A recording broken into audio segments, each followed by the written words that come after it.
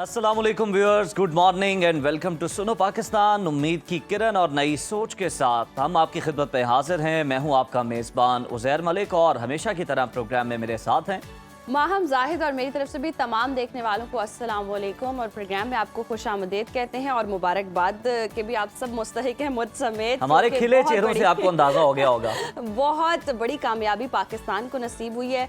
हम बड़ी जंग के दहाने से यूं समझ लें कि पलट कर वापस आए और सिर्फ पाकिस्तान की वजह से शहबाज शरीफ और हमारे फील्ड मार्शल आसिम मुनीर की काविशों की वजह से ये जंग बंदी जी हो चुकी है। ईरान और अमेरिका के दरमियान बहुत ही बड़ी डेवलपमेंट है। रात से हम सुन भी रहे थे और फिर इतने एक्साइटेड थे कि जी सुबह होकर बताएं कि 2 हफ्तों के लिए जी जंग बंदी हुई है, इत्तेफाक हो गया है और अब मामला जो मुज़ाकरात की तरफ बढ़ता हुआ दिखाई दे रहा है और मुज़ाकरात होंगे और हमले जो हैं वो मौखर कर दिए गए हैं। तो यकीनन पाकिस्तान की बहुत बड़ी कामयाबी है। जिससे कहा जाता थी दहशतगर्दी का गढ़ है, सारे मसाइल पाकिस्तान से शुरू होते हैं और अब देखें सारे मसाइल का हल ही पाकिस्तान के पास है। ये एजाज की बिल्कुल एक बड़ी सिफारती कामयाबी है जो कि पाकिस्तान में आई है और यकीनन पाकिस्तान की जानिब से बहुत अरसे से ये कोशिशें की जा रही थी पीस मेकिंग के हवाले से।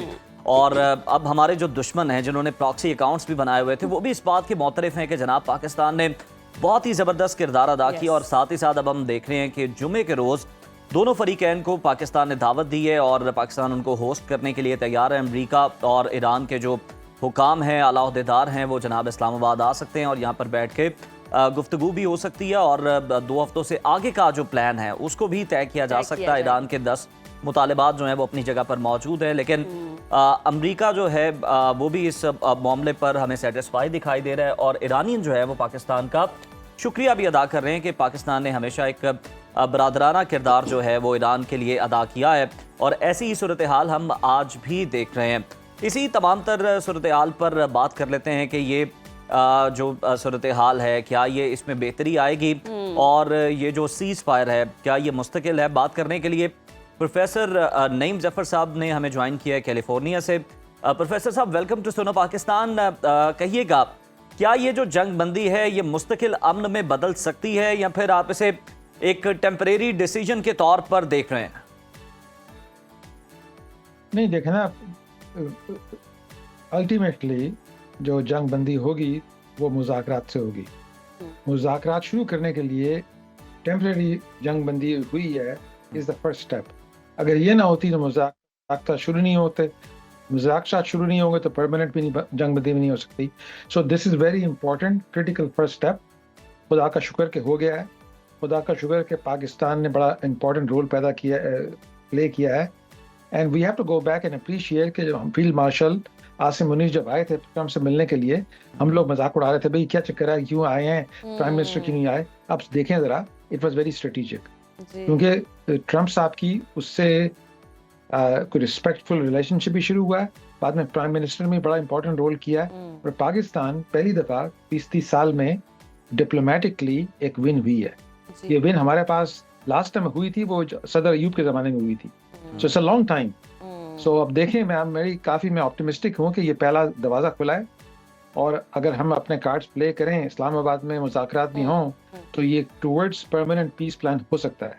वाह, ज़बरदस्त। बिल्कुल ऐसे ही प्रोफेसर साहब। और देखें जिस तरह से पाकिस्तान को इरेलीवेंट करने की बहुत कोशिश की जाती थी, कुछ हमारे दुश्मन ममालिक जो हैं वो हमेशा इस ताक में रहते थे कि ना किसी तरह पाकिस्तान का इमेज जो है वो ख़राब किया जाए। और अब जितनी ज़बरदस्त खारजा पॉलिसी अपनाई गई है पाकिस्तान की तरफ से और जो काविशें की गई हैं, कितना बेहतरीन इमेज पूरी दुनिया को देखने मिल रहा है पाकिस्तान का। आपकी बात बिल्कुल सही है। इंडिया ने बड़ी कोशिश की है कि पाकिस्तान को डिरेल कर दें, बल्कि मोदी ने ट्रम्प से फोन भी किया था लास्ट वीक। लेकिन फिलहाल Pakistan is sitting in a good position. लेकिन मैं अभी जरा खुश होने के लिए अपने आप को टेम्पर कर रहा हूँ because lot can go wrong. जी, ये कुछ हो सकता है इस्लामाबाद में अगर ये की जाए यहाँ negotiation, it's a security risk, तो you have to be careful, but it's very good place. बिल्कुल ठीक है प्रोफेसर साहब। अगर देखा जाए तो इस 2 हफ्ते के अरसे के दौरान अमेरिका क्या सोच सकता है, क्या फैसला ले सकता है और ईरान की हिकमत अमली क्या हो सकती है, अगर आप एक मुहतात अंदाज़ा लगा के बताएं। मेरे ख्याल में अगले 24 घंटे बहुत क्रिटिकल होंगे।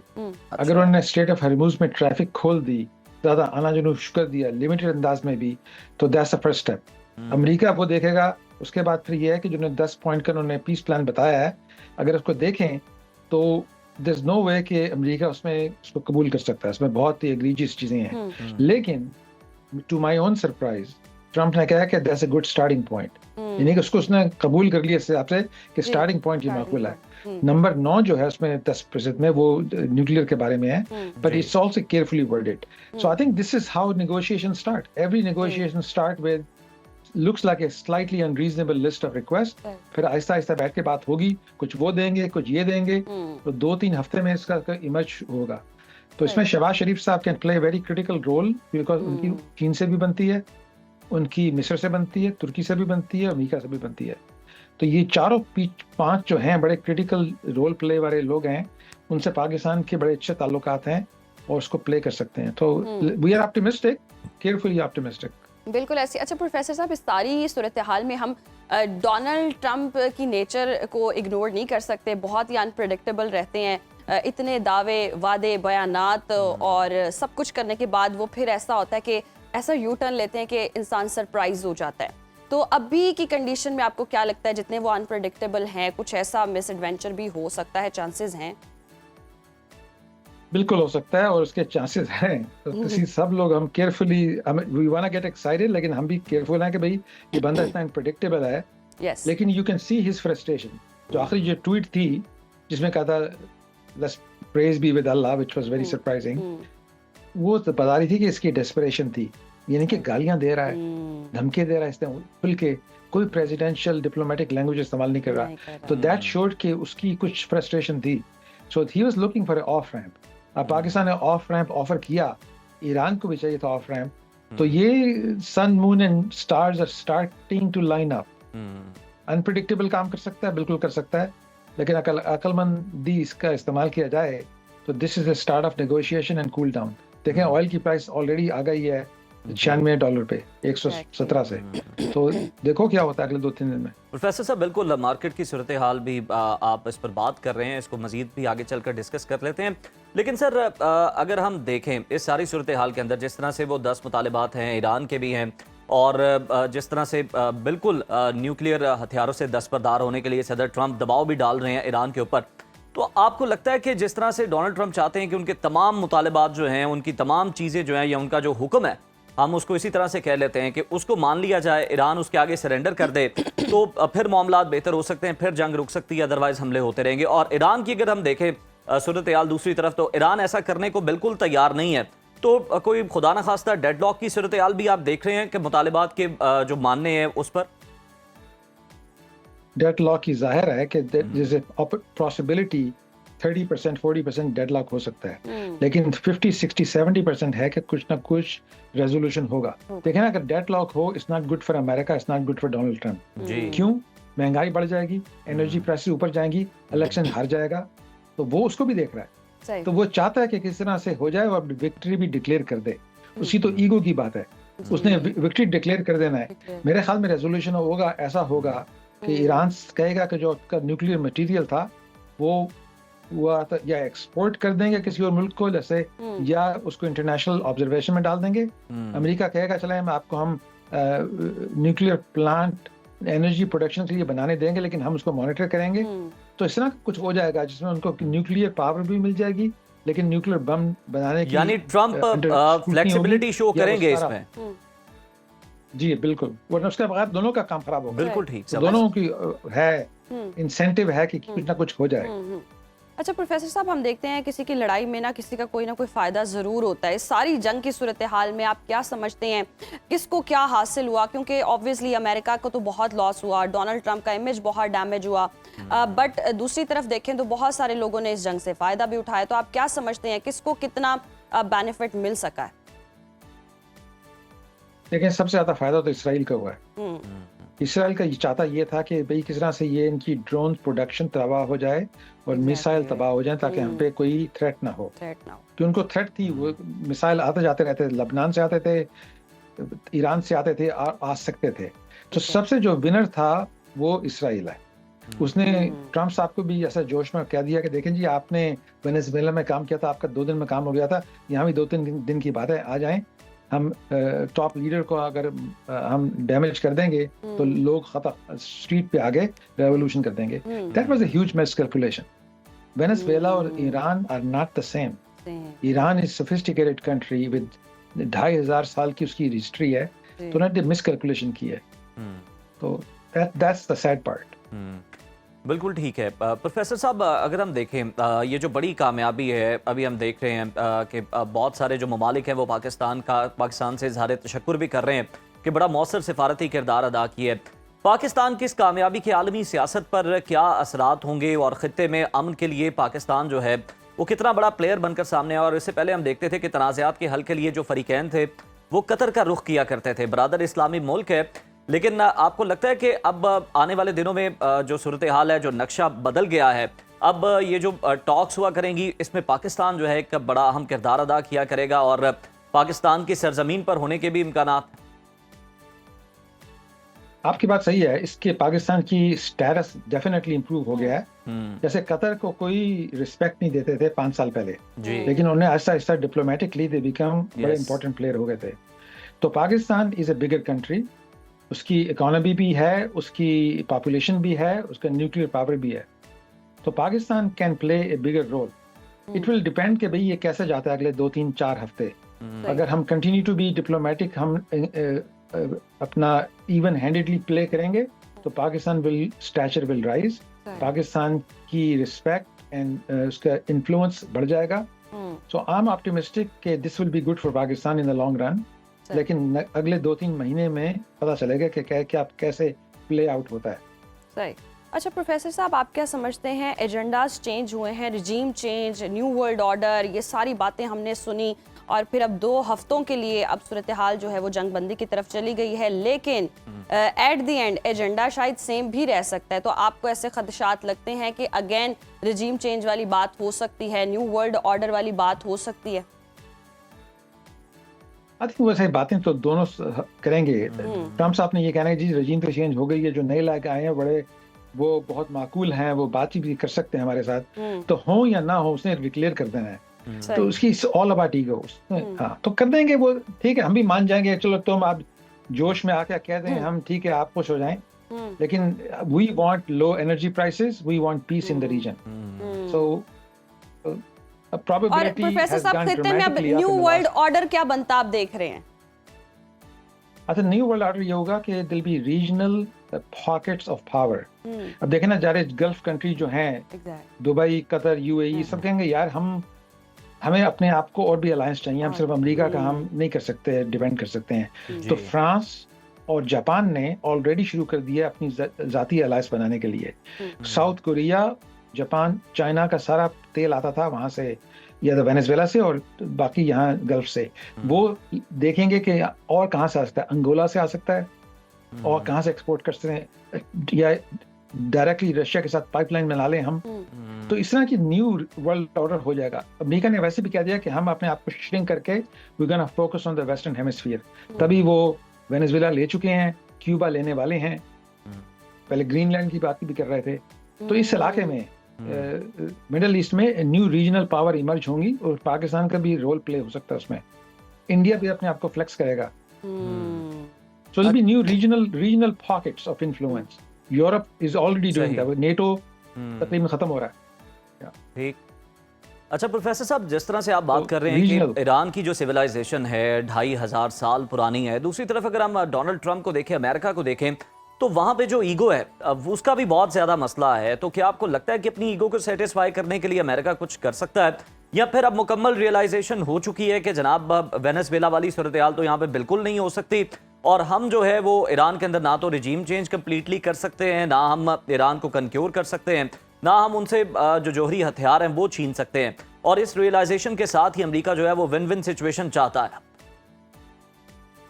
ये रियलाइजेशन जो इंटेलेक्चुअल लोग थे उनके पास पहले भी थी, देखा, तभी पिछले 5 प्रेसिडेंट ने कभी अटैक करने की कोशिश नहीं की ईरान पर। उनको पता था कि ये हो सकता है।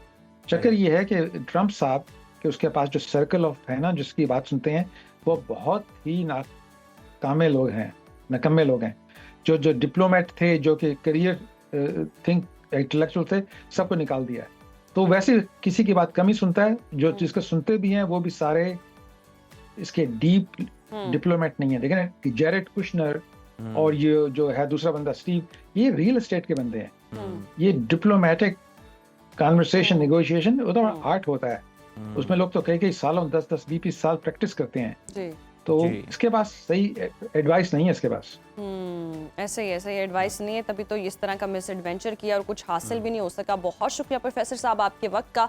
और जो हाल हम बनती देख रहे हैं, न्यू वर्ल्ड ऑर्डर हम बनता देख रहे हैं, रिजीम चेंज की हमने बातें सुनी, और इस सारी कंडीशन में अब जी कुछ लो और कुछ दो वाली पॉलिसी पर आ चुके हैं, और जंग बंदी जो है वो 2 हफ्तों के लिए हो चुकी है ईरान और अमेरिका के दरमियान। अब इसके बाद देखना है कि कॉन्फ्लिक्ट जो है वो बरकरार रहेगा या फिर सब चीज़ें सिमट जाएंगी। लेकिन इस सारी कंडीशन में जो पाकिस्तान का किरदार है वो बहुत ही ज़बरदस्त रहा है। खारजा पॉलिसी की अगर हम बात करें, शहबाज शरीफ की बात करें, फील्ड मार्शल आसिम मुनीर की बात करें, तो इनकी काविशों ने एक ऐसा चेंज हमने देखा है। पाकिस्तान के लिए जो इमेज पूरी दुनिया में बेहतर हुआ है वो कहीं नहीं हम देख सकते। और बिल्कुल बरतानवी हाई कमिश्नर जेन मैरियट का भी बयान जो है वो सामने आया, वो भी पाकिस्तान से इजहार तशक्कुर कर रही है। और पूरी दुनिया बेशक वो लफ्ज़ों से इजहार नहीं कर रहे, लेकिन सारे इस बात को मानते हैं, क्योंकि आप देखें ओवरऑल ही पेट्रोलियम मसनूआत की कीमतें आप देख लें, 14% का डिक्लाइन आया है इस एक ऐलान के बाद, शहबाज शरीफ के एक ट्वीट के बाद।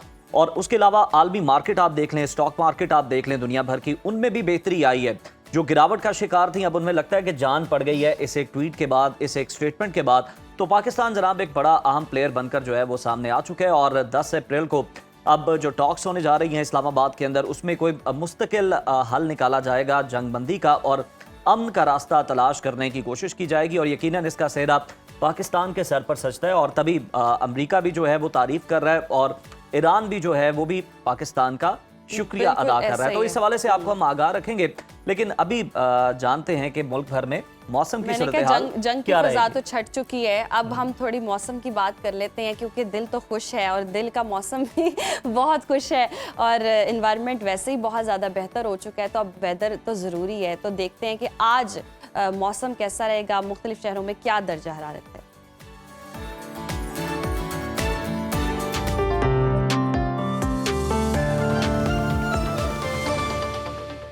नाज़रीन, मुल्क के बेशतर इलाकों में तेज़ हवाओं और गरज चमक के साथ बारिश का इम्कान है, जबकि शिमाल मशरक़ी बलूचिस्तान, बालाई सिंध, पंजाब और कश्मीर में चंद मकामात पर बारिश और चंद मकामात पर यालाबारी की तवक्को है। मुख्तलिफ शहरों में मौसम की क्या सूरत हाल है, आइए जान लेते हैं। और सबसे पहले बात करेंगे बुलंदो बाला पहाड़ों की सरजमीन गिलगित बल्तिस्तान की, जहाँ मतला जुज़वी अब्र आलूद रहने का इम्कान है। गिलगित के दर्जा हरारत की बात करें तो यहाँ पर हम देख रहे हैं ज़्यादा से ज़्यादा है 14 और कम से कम 6 डिग्री तक गिरने की तवक्को है। स्कर्दू का रुख करें तो स्कर्दू में टेम्परेचर है ज़्यादा से ज़्यादा 10 और कम से कम 1 डिग्री तक गिरने का इम्कान है। महकमा मौसमियात के मुताबिक आइंदा 24 घंटों के दौरान चंद मकामात पर गरज चमक के साथ बारिश का भी इम्कान है। सयाहों की जन्नत आज़ाद कश्मीर के मौसम के हवाले से बताएं तो तेज़ हवाओं और गरज चमक के साथ वक्फे से बारिश का इम्कान है। दारुल हुकूमत मुजफ्फराबाद लिए चलते हैं आपको, यहाँ पर हम देख रहे हैं मैक्सिमम टेम्परेचर है 16 और मिनिमम 9 डिग्री तक रहने की तवक्को है, जबकि श्रीनगर में ज़्यादा से ज़्यादा पारा है 13 और कम से कम 7 डिग्री तक रहने का इम्कान है। मौसम का हाल बताने वालों ने यहाँ पर आइंदा 24 घंटों के दौरान चंद मकामात पर मूसलाधार बारिश का इम्कान जाहिर किया है। अब बात कर लेते हैं मेज़बानों की धरती खैबर पख्तूनख्वा की, जहां हम देख रहे हैं सूबे के बेशतर अजला में तेज हवाओं और गरज चमक के साथ यहाँ भी वक्फे से बारिश की तवक्को है। सूबाई दारुल हुकूमत पेशावर का रुख करेंगे, यहाँ पर हम देख रहे हैं ज़्यादा से ज़्यादा टेम्परेचर है 20 और कम से कम 13 डिग्री तक गिरने की तवक्को है। सवात की बात करें, जिसे पाकिस्तान का स्विट्जरलैंड कहते हैं, यहाँ पर हम देख रहे हैं मैक्सिमम टेम्परेचर है 6 और मिनिमम 1 डिग्री तक गिरने की तवक्को है। आइंदा 24 घंटों के दौरान डेरा इस्माइल खान, कोहाट, चारसदा, कलाम, सवात और दीर में आंधी और गरज चमक के साथ बारिश, जबकि पहाड़ों पर हल्की बर्फबारी का इम्कान है। और अब नजर डाल लेते हैं 5 दरियाओं की सरजमीन पंजाब के मौसम पर। यहाँ पर सूबे के बेशतर अजला में मतलब जुज़वी अब्र आलूद रहने का इम्कान है। बागों के शहर लाहौर का रुख करते हैं, यहाँ पर हम देखते हैं ज़्यादा से ज़्यादा दर्जा हरारत है 24 और कम से कम 14 डिग्री रहने का इम्कान है, जबकि शहर इक़्तिदार इस्लामाबाद में ज़्यादा से ज़्यादा दर्जा हरारत है 19 और कम से कम 12 डिग्री तक गिरने की तवक्को है। औलिया के शहर मुल्तान की बात करें तो यहाँ पर हम देख रहे हैं ज़्यादा से ज़्यादा दर्जा हरारत है 28 और कम से कम 16 डिग्री तक रहने का इम्कान है। महकमा मौसमियात के मुताबिक आइंदा 24 घंटों के दौरान मरी, गिलियात और गिरदोनवाह में गरज चमक के साथ बारिश, जबकि चंद मकामात पर यालाबारी का भी इम्कान है। और अब बात कर लेते हैं कुदरती ज़खायर से मालामाल सूबे यानी कि बलूचिस्तान की, जहां हम देख रहे हैं सूबे के बेशतर अजला में मौसम खुश्क और मतला अब्र आलूद रहने का इम्कान है। कोयटा की बात करेंगे, कोयटा में ज़्यादा से ज़्यादा दर्जा हरारत है 18 और कम से कम 4 डिग्री तक गिरने की तवक्को है। महकमा मौसमियात के मुताबिक आइंदा 24 घंटों के दौरान आवरान और मकरान के साहली इलाकों में बारिश की भी तवक्को है। हमेशा की तरह आखिर में आपके साथ शेयर करेंगे वादी मेहरान यानी कि सूबा सिंध का मौसम, जहां हम देख रहे हैं सूबे के बेशतर अजला में मतला जुज़वी अब्र आलूद रहेगा। शहर कायद कराची का रुख करते हैं। यहाँ पर हम देख रहे हैं ज़्यादा से ज़्यादा टेम्परेचर है 34 और कम से कम 20 डिग्री रहने का इम्कान है, जबकि हैदराबाद में ज़्यादा से ज़्यादा पारा है 37 और कम से कम 22 डिग्री तक गिरने की तवक्को है। ताहम जामशोरो, ठट्ठा, बदीन, उमरकोट, थरपारकर, दादू और गिरदोनवाह में मौसम खुश्क रहने का इम्कान है।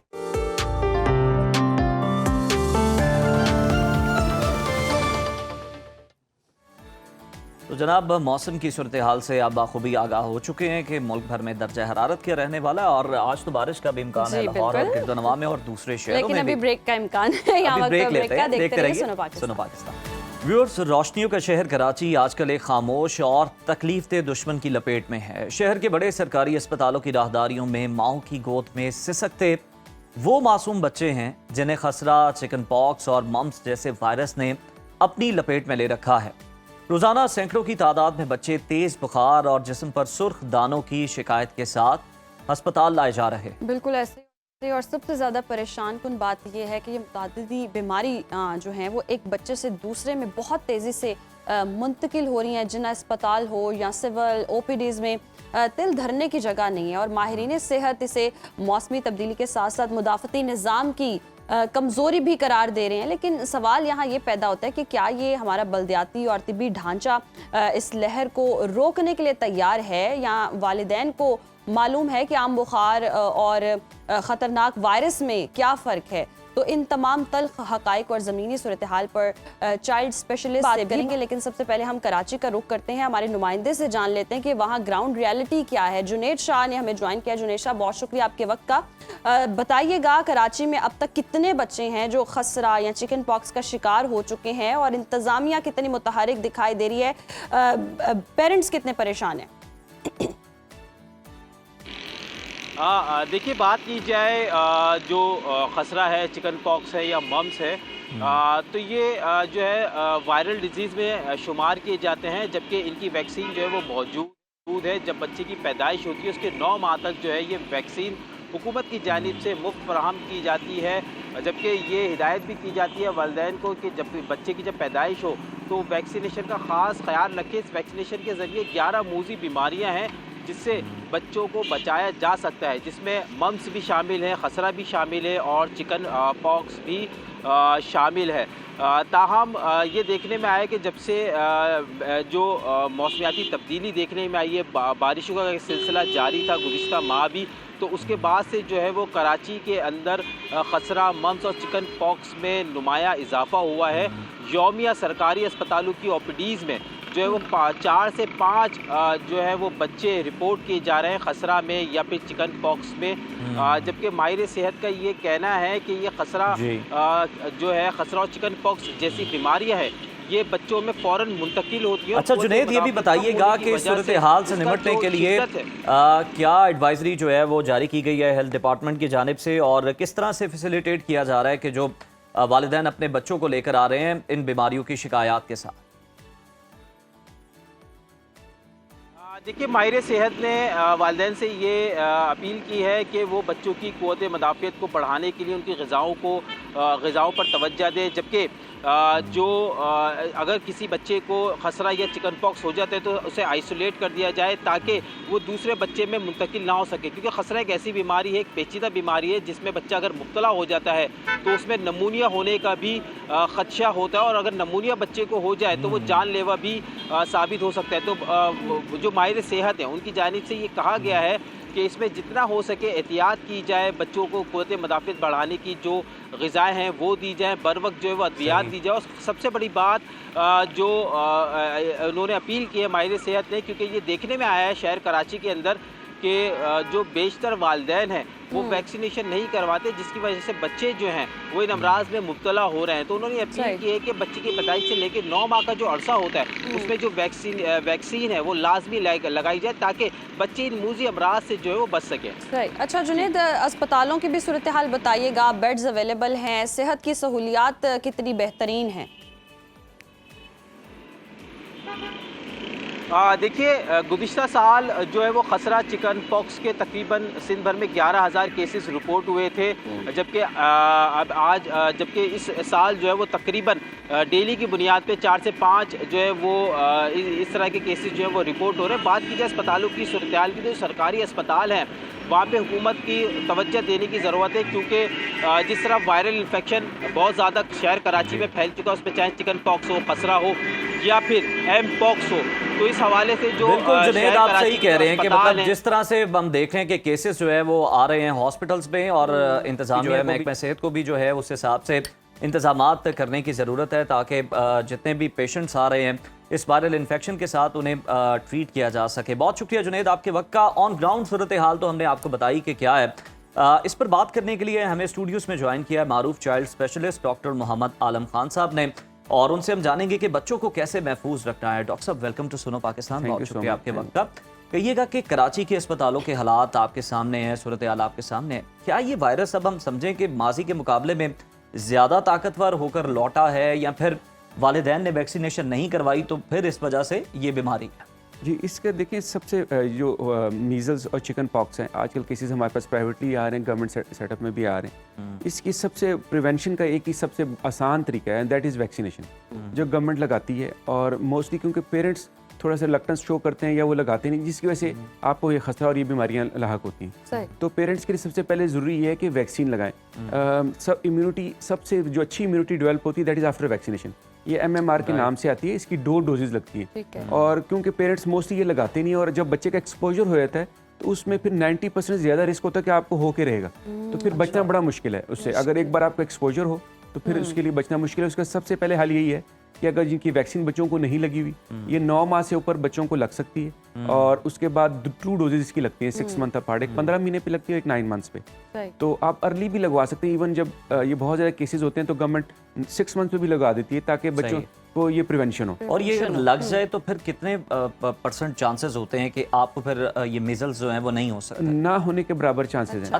फिर नहीं होता। अगर 2 डोजेज लग जाए, एक डोज के बाद भी रिस्क होता है। और खुदा न खासा अगर घर में किसी को हुआ है तो उसका भी प्रिवेंशन का तरीका ही है। यानी अगर बच्चे को चिकन पॉक्स हुआ या मीजल हुआ है, जिस तरह मेरे पास केस आते हैं प्राइवेट में, एक फैमिली में एक बच्चे को, तो मैं फ़ौरन बाकी सबको वैक्सीनेट करा देता हूँ, क्योंकि आप एक बच्चे के इलाज पे आपके हज़ारों लाखों का खर्चा आता है अगर वो कॉम्प्लिकेशन में जाता है। तो और वैक्सीन जो है 1000-2000 रुपए की अगर प्राइवेट भी लगवाना चाहें तो उससे आप एक बच्चे को इतनी मिजरी से, कॉम्प्लिकेशन से बचा सकते हैं। तो सबसे ज़्यादा आपकी जो importance should be given to vaccination, कि आप बच्चों को टाइमली वैक्सीन कराएं।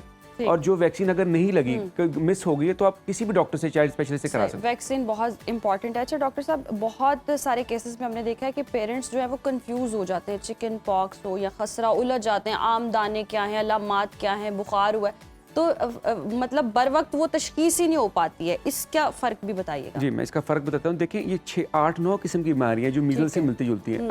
हमने तो नाम मीजल्स का सुना हुआ है, चिकन पॉक्स का सुना, इसमें रोजियोला है, रुबेला है, 5th डिजीज़ है। तो इन सारों को डिफरेंशिएट तो चाइल्ड स्पेशलिस्ट ही कर सकता है। लेकिन जो आम मोटी अलामात हैं, आम जो पब्लिक में इस वक्त क्योंकि मीजल्स ज़्यादा है, वो आपने क्या अलामात दे के डिसाइड करना है। सबसे पहले बच्चे को हाई ग्रेड फीवर होता है, बुखार होता है। दूसरा, उसको रैश शुरू होती है। ये खसरे की अलामात बता रहा हूँ। और रैश कहाँ होती है? वो फेस से बिहाइंड द ईयर शुरू होगी और फिर आगे नीचे ट्रेवल करती है, 3-4 दिनों में नीचे फीट तक आएगी। यानी इसका टिपिकल पैटर्न है, ऊपर से नीचे ट्रेवल करती है और तकरीबन 5 to 7 डेज तक ये लास्ट करती है, फिर आहिस्ता आहिस्ता खत्म होना शुरू होगी। तो आप ऐसी रैश जो छोटे छोटे सुर्ख रंग के दाने हो, बच्चे को हाई ग्रेड फीवर चाह रहा हो। तीसरा हम कहते हैं 3 C's, उसमें कफ यानी खांसी हो, बच्चे को कोराइजा यानी नाक बहे, या कंजक्टिवाइटिस आंखें सुर्ख हो। इन तीनों में से अगर एक अलामात हो और बुखार हो और सुर्ख दाने हो, ये हम डॉक्टर्स को जब बताते हैं तो ये अगर चीज़ें आती हैं तो इसका मतलब खसरा है। इसको हम क्लिनिकल डायग्नोसिस कहते हैं। यानी इन अलामात पे हम इन जर्नल, आप कोई जनरल फिजिशियन या माँ बाप भी अगर उनको ये निकले तो कह सकते हैं कि इसको खसरा निकला है, तो फिर फ़ौरन अपने डॉक्टर को दिखाएं ताकि इसका टाइमली इलाज शुरू हो। कुछ हम दवाइयाँ देते हैं इसकी इम्यूनिटी इन्हांस करने के लिए और उसकी कॉम्प्लिकेशन से बचाने के लिए और बचा ना हो। इस तरह फिर चिकन पॉक्स का आपने कहा जो दूसरी बीमारी फैली हुई है, चिकन पॉक्स में ये होता है, ये 3 स्टेजेस में दाने निकलते हैं। इसमें भी बुखार होता है, लो ग्रेड होता है, बहुत ज़्यादा हाई ग्रेड भी हो सकता है, हल्की सी कफ हो सकती है, बहुत ज़्यादा नहीं होती। तो इसमें ये होता है कि पहले मैक्यूल बनता है। मैक्यूल का मतलब एक छोटा सा सुर्ख दाना जो बॉडी पे 1-2 दिन के लिए स्टेज में होता है बच्चा। फिर नेक्स्ट थर्ड फोर्थ डे में उसमें पानी भर जाता है, तो हम कहते हैं ब्लिस्टर बनता है, पानी वाले दाने बनेंगे। अब ये पूरी बॉडी पे बनते हैं आहिस्ता आहिस्ता, ये भी सेंट्रीपीटल होते हैं। उसके बाद थर्ड स्टेज में ये खुश्क होकर गिर जाते हैं। तो ये 3 स्टेजेस में लाकड़ काकड़ा के दाने, बुखार होगा और ये दाने मुंह में भी बन सकते हैं और मुख्तलिफ जगहों पे प्राइवेट पार्ट्स में भी बन सकते हैं। तो इसलिए इसकी पहचान ये कि इसमें सुर्ख रंग, इसमें जो है ना पूरी बॉडी पे आप दाने बने, पानी वाले दाने बनते हैं जो हम कहते हैं। अच्छा डॉक्टर साहब, आपने हमें बताया कि ये हम तो अमूमन समझ रहे होते हैं चिकन पॉक्स है, मीजल्स हैं, इनके नाम सुने होते हैं। आपने 7-8 चीज़ें और भी बताई। एक से दूसरे बच्चों में मुंतकिल होने के कितने चांसेस होते हैं और किस तरह से महफूज रखा जा सकता है अगर किसी एक को हो गया, और इनमें से कौन सा सबसे ज़्यादा ख़तरनाक जिसे आप कह सकते हैं जानलेवा है? क्योंकि इसके बाद सुना है कि फौरी तौर पर नमूनिया भी हो जाता है बच्चों के अंदर, तो जानलेवा कौन सा हो सकता है? खुदा ना खास्ता। ये जो मीजल्स है, खसरा है, ये जानलेवा बीमारी में जा सकता है। बाहर के मुल्कों में, इवन अमेरिका में, वो कहते हैं 1/3 बच्चे एडमिट होते हैं। हमारे यहाँ आधे बच्चों को एडमिट करना पड़ता है। अब खसरे से बचाव का तरीका ये है कि अगर एक बच्चे को हो तो आप उसको आइसोलेट कर लें और उसको स्कूल ना भेजें। पेरेंट्स का ये होता है, क्योंकि हमारे यहाँ ये अवेयरनेस फैलाने की जरूरत है, बच्चे को फीवर हो रहा है वो स्कूल भेज देते हैं, रैश है वो स्कूल भेज देते हैं, चिकन पॉक्स निकले हुए। मैं एक दफ़ा स्कूल गया तो एक बच्चा आ रहा, उसको मैंने कहा कि आपने, मदर को मैंने कहा उस बच्चे को पानी वाले दाने निकले, वो स्कूल आया हुआ था। अब इतनी अवेयरनेस हमारे यहाँ कमी है। अगर आपको कोई भी ऐसी इन्फेक्शियस डिजीज़ हो, आपने 7 डेज़ के लिए बच्चे को, आप चिकन पॉक्स में भी, और ये 7 का फिगर याद रखें, 5 to 7 डेज के लिए आफ्टर द रैश अपीयर्स, तो ये बच्चा इन्फेक्शियस होता है, उसको स्कूल नहीं जाना चाहिए, उसको अलग कमरे में रहना चाहिए। और ये इतना इन्फेक्शियस है कि दुनिया की सबसे कंटीजियस बीमारी, फैलने वाली बीमारियों में मीजल्स शुमार होते नहीं। अगर इस स्टूडियो में अगर एक बच्चा आ जाए और हम सबको नहीं हुआ तो समझे कि 90% से ज्यादा चांस है, बड़ों को भी हो सकता है। इन्हें अगर नहीं हुआ तो हो सकता है, 90% से ज्यादा रिस्क है। और ये वायरस इतना फैलता है कि अगर वो यहाँ से चला भी जाए बंदा तो 1 घंटे तक ये एयर में रहता है, 1 घंटे तक, तो इट्स हाईली कंटेजियस। डॉक्टर साहब, ये भी होता है कि बहुत सारे केसेस में कहा जाता है ये हर बच्चे को होने ही होने, मतलब हमने ये सुना है, अब ये मिथ है या क्या है कि ये मस्ट होते हैं, एक बार तो आपको सारे बॉडी से वो खसरा है या चिकन पॉक्स से ये दाने निकलेंगे और फिर पेरेंट्स जो है वो एक्सपेरिमेंट भी करते हैं कि पता नहीं लाल रंग के कपड़े पहना दें, तो ये कुछ इस तरह की भी चीज़ें होती हैं। ये है बिल्कुल पब्लिक में, ऐसा कुछ नहीं है। देखें, खसरे की प्रिवेंशन है, जिनको वैक्सीनेशन पूरी, उनको खसरा नहीं होता। और अगर खसरा हो भी जाए फॉर एग्जांपल, तो उनको बहुत हल्की सिम्टम्स आती हैं, कोई पेचीदगी नहीं होती। यानी बच्चा, अब माइल्ड सी रैश आती है, हल्का सा फीवर, बच्चा 1-2 दिन में ठीक हो जाता है। यानी वैक्सीन का इतना फ़ायदा है, चाहे चिकन पॉक्स की हो चाहे इसकी हो। तो ये निकलना कोई ज़रूरी नहीं है, हर बच्चे को नहीं होता, सिर्फ उनको होता है जो वैक्सीनेटेड ना हो, और जो वैक्सीनेटेड है उनको बहुत विदाउट कॉम्प्लिकेशंस होता है। बिल्कुल डॉक्टर साहब, वालिदैन को वैक्सीन जो है वो लगवानी चाहिए। सिंध में ये प्रॉब्लम जो है वो बहुत ज़्यादा है। अच्छा, अगर हम इस तरफ पंजाब की या बाकी सूबों की सूरत हाल देखें तो लास्टली हम आपसे ये भी जानना चाहेंगे कि मौसम जो है वो तब्दील हो रहा है, मतलब गर्मियों के दिन है लेकिन हम देख रहे हैं कि सर्दी है, उसका एहसास है, तो बच्चों पर इसका आप कितना असर देख रहे हैं और बच्चे जो है वो कितने बीमार हो रहे हैं, और क्या एडवाइस आप करना चाहेंगे इस मौसम के एतबार? बच्चों के हवाले से देखिए, मैं ये कहूँगा कि बच्चों की सबसे पहले इम्यूनिटी बिल्ड होनी चाहिए। जिसकी बच्चे का इम्यून सिस्टम अच्छा है, वो हर बीमारी का, चाहे चिकन पॉक्स हो चाहे मीजल्स, उसका अच्छा मुकाबला करेगा। वो कैसे अच्छी होगी? उसकी न्यूट्रिशन अच्छी हो। न्यूट्रिशन में बच्चे को, यहाँ मिस फैलाई जाती है कि बच्चे को अंडा ना दे, गर्मी है, अब जिस अभी गर्मी का मौसम, हालांकि बच्चों के लिए प्रोटीन बहुत जरूरी है उनकी इम्यूनिटी बिल्ड करने के लिए। उनको फ्रूट्स दें, प्रोटीन में मीट दें, ये सूप दें, ये सारी चीजें अगर आप देंगे, बच्चों की इम्यूनिटी बिल्ड होगी, वो बीमारियों का अच्छा मुकाबला करेगा। सही, बीमारियों का अच्छा मुकाबला करेगा अगर इम्यूनिटी बेहतर होगी। बहुत शुक्रिया डॉक्टर साहब आपके वक्त का, और पेरेंट्स को भी चाहिए बच्चों का ख्याल रखें ताकि इस तरह की बीमारियां ना लगे। अभी वक्त हुआ ब्रेक का, देखते रहिए सुनो पाकिस्तान। नाज़रीन, आज हम एक ऐसे दौर में जी रहे हैं जहां पर अब ये फ़र्क करना मुश्किल होता जा रहा है कि हम जिससे बात कर रहे हैं वो इंसान है या फिर कोई कोडेड प्रोग्राम है। मसनूई ज़हानत यानी AI अब महज एक साइंसी इस्तिलाह नहीं रही, बल्कि ये हमारे किचन से लेकर पॉलिसी साज़ों के दफातर तक पहुंच चुकी है। ये जहां कैंसर की तशखीस और साइंसी गुत्थियां सुलझा रही है, वहीं पर इसके बढ़ते नुकसानात पर भी बहुत सारे लातादाद सवालात उठ रहे हैं। बिल्कुल ऐसे ही, और इसमें कोई शक नहीं है कि एआई कभी तो हैरान कर देती है और कभी बहुत सादा कामों में संगीन गलतियां कर बैठती है और जिससे हम परेशान भी हो जाते हैं। और इसका तारीख पहलू ये है कि डिजिटल राइट्स और अखलाकियात भी मसनूई जहानत हमारी इकोसिस्टम को किस तरह मुतासर कर सकती हैं, इन तमाम पहलुओं पर रोशनी डालने के लिए हमारे साथ मौजूद हैं digital rights activist Asad Beg साहब। बहुत शुक्रिया असद साहब आपके वक्त का। वेलकम टू सुनो पाकिस्तान। आपके इल्म में होगा कि अमेरिका ने ईरान के खिलाफ जंग में एआई टूल जो है वो इस्तेमाल किया है, तो इससे मसनूई जहानत की अहमियत का अंदाज़ा भी लगाया जा सकता है। अब सवाल यहाँ ये है कि ये सहूलत कितना बड़ा ख़तरा है और कितना बड़ा कह लें फ़ायदा भी है, दोनों तर्ज में हमें बता दीजिएगा। देखिए, it's a game changer obviously. ये जो अब दुनिया का नया वर्ल्ड ऑर्डर है, बेसिकली एआई उसको ड्राइव करती है। और अभी 2 दिन पहले, इनफैक्ट कल की शायद बात है, कि मैंने एक डॉन में आर्टिकल लिखा था और उसमें मैं एनालाइज ये कर रहा था कि ये जो सडन प्रेशर है हम जो देख रहे हैं energy, quote and quote energy wars का, जहाँ पे वेनेजुएला पहले, फिर ईरान बाद में, क्या ये एआई सिस्टम्स को पावर करने के लिए तो नहीं है? बिकॉज इसकी हम बहुत ज़रूरत देख रहे हैं with in the US for instance. एक बहुत डायर नीड है कि गैस से इमीडिएट टर्म्स में जो डेटा सेंटर्स हैं एआई के, उनको किया जाए। चाइना वो काम कर रहा है सोलर से और बाकी रिन्यूएबल से। तो कहने का मतलब ये है कि आप जो बात कर रहे हैं उससे मैं थोड़ा सा आगे जाके ये कहूँगा कि अब जो नया वर्ल्ड ऑर्डर है वो एआई के या टेक्नोलॉजी की बेसिस पे दुनिया में बनेगा और बन रहा है। इस वक्त भी हम ये देख रहे हैं कि जो जियोग्राफिकल हमारे सामने सिचुएशंस चल रही हैं, including what I call the energy Wars, वो एआई की वजह से ही है। असद साहब, अगर हम देखें तो एआई जो है ये कई शोबों में खुदकार निज़ाम लाएगा, लेकिन क्या ये सिर्फ नौकरियां ख़त्म करेगा या फिर ये पूरे शोबे भी ख़त्म कर सकता है? जिस तरह पहले हम किसी आर्किटेक्ट की खिदमात हासिल करते थे किसी मैप के लिए, किसी नक्शे को बनवाने के लिए, लेकिन अब ये सारे काम जो हैं वो एआई से लिए जा रहे हैं। और भी बहुत सारी फील्ड्स के अंदर एआई जो है वो हमें लगता है कि उसने बाईपास कर दिया है और इंसानों की जगह उसने ले ली है। तो मुस्तकबिल में आप क्या देखते हैं? नहीं, ये मिसकंसेप्शन है जी। और ये मिसकंसेप्शन में ज़रा आपके देखने वालों के लिए भी क्लियर कर दूं। जनरली ये मीम कल्चर हमारे बहुत प्रमोट क्योंकि होते हैं, तो मीम्स में ये चीज़ें आती हैं कि AI will take your job, right? ऐसा है नहीं। अच्छा। देखिए, ये जो इस्तेलाह, हाँ जी, ये जो इस्तेलाह है ना कि जॉब्स एआई रिप्लेस कर देगा, ये निकली है most recently from the world economic forum की जॉब्स रिपोर्ट 2025 की, जो उनकी जॉब्स रिपोर्ट थी। उसमें ये कहा गया कि तकरीबन 80 मिलियन के करीब जॉब्स जो हैं वो पूरी दुनिया में ख़त्म हो जाएंगी बाय 2030। लेकिन उसमें ये भी कहा गया है कि उसी रिपोर्ट में, बाय द वे, कि उतनी ही बल्कि उससे ज़्यादा जॉब्स नई भी ऐड होंगी दुनिया में बाय 2030। सो वो जो जॉब्स रिपोर्ट अगर आप पढ़ें तो वो ये बताती है कि बाय 2030 जो जॉब्स का तनासुब है वो नेट प्रॉफिट में या नेट गेन में होगा। उसका मतलब ये है कि जितनी ज़्यादा जॉब्स ऐड होंगी एआई से, उससे बहुत कम है ऐसी जो कि कम होंगी। तो एक तो ये मिसकंसेप्शन है कि AI will replace your job. दूसरी बात ये है कि देखिए जी, in general technology has taken over the world. मसलन जिस टेलीविजन पे अभी हम बात कर रहे हैं, शायद ही आज से 20-25 साल पहले इस तरह से मुमकिन ना हो कि लाइव ट्रांसमिशन हो रही है एंड सो ऑन। आप समझ रहे हैं, राइट? तो अब देखिए, उसके साथ इवॉल्व हुआ जाता है, उसके साथ चीज़ों को बदला जाता है। आपने देखा होगा कि जब हमारे पास ये सैटेलाइट नहीं होती थी, तो मुझे याद है हम पाकिस्तान के प्राइवेट मीडिया में मैं एक काम करता था, तो हम एक डैक्स चैनल इस्तेमाल, यानी कि एक टेलीकॉम चैनल इस्तेमाल करते थे लाइव करने के लिए उस वक्त, राइट? बट अब ऐसा नहीं है। अब हमारे पास सैटेलाइट है, हम कहीं से भी बैठ के अपलिंक कर सकते हैं।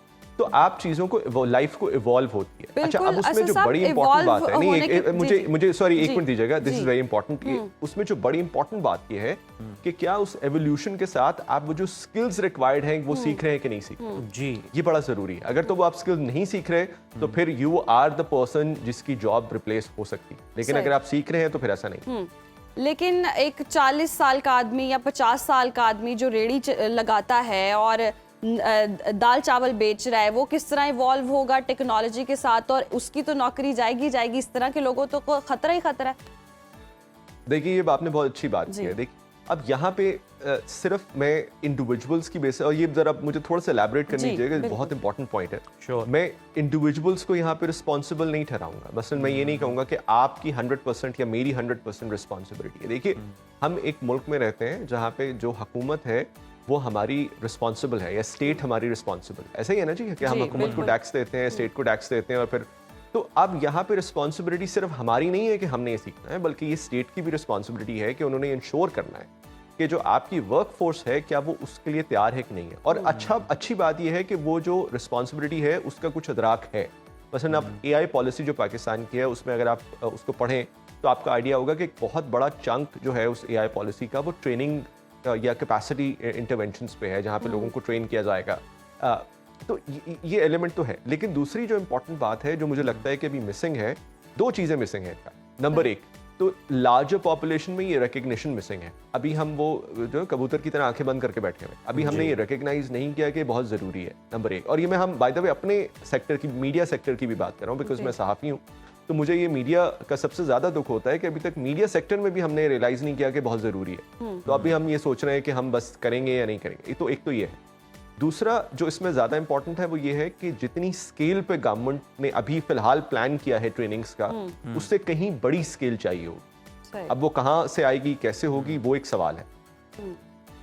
अच्छा असद साहब, मसनूई जहानत पर, आर्टिफिशियल इंटेलिजेंस पर एक इल्ज़ाम ये भी आता है कि ये आपकी जो क्रिएटिविटी है उसको अगर खा नहीं रहा तो उसको कम ज़रूर कर रहा है। यानी लोग ख़ुद से उस तरह से सोच नहीं रहे, तख्लीकी सलाहियतें जो हैं वो कम होती चली जा रही हैं और आर्टिफिशियल इंटेलिजेंस पे जो आपका इन्हिसार है वो ज़्यादा होता चला जा रहा है।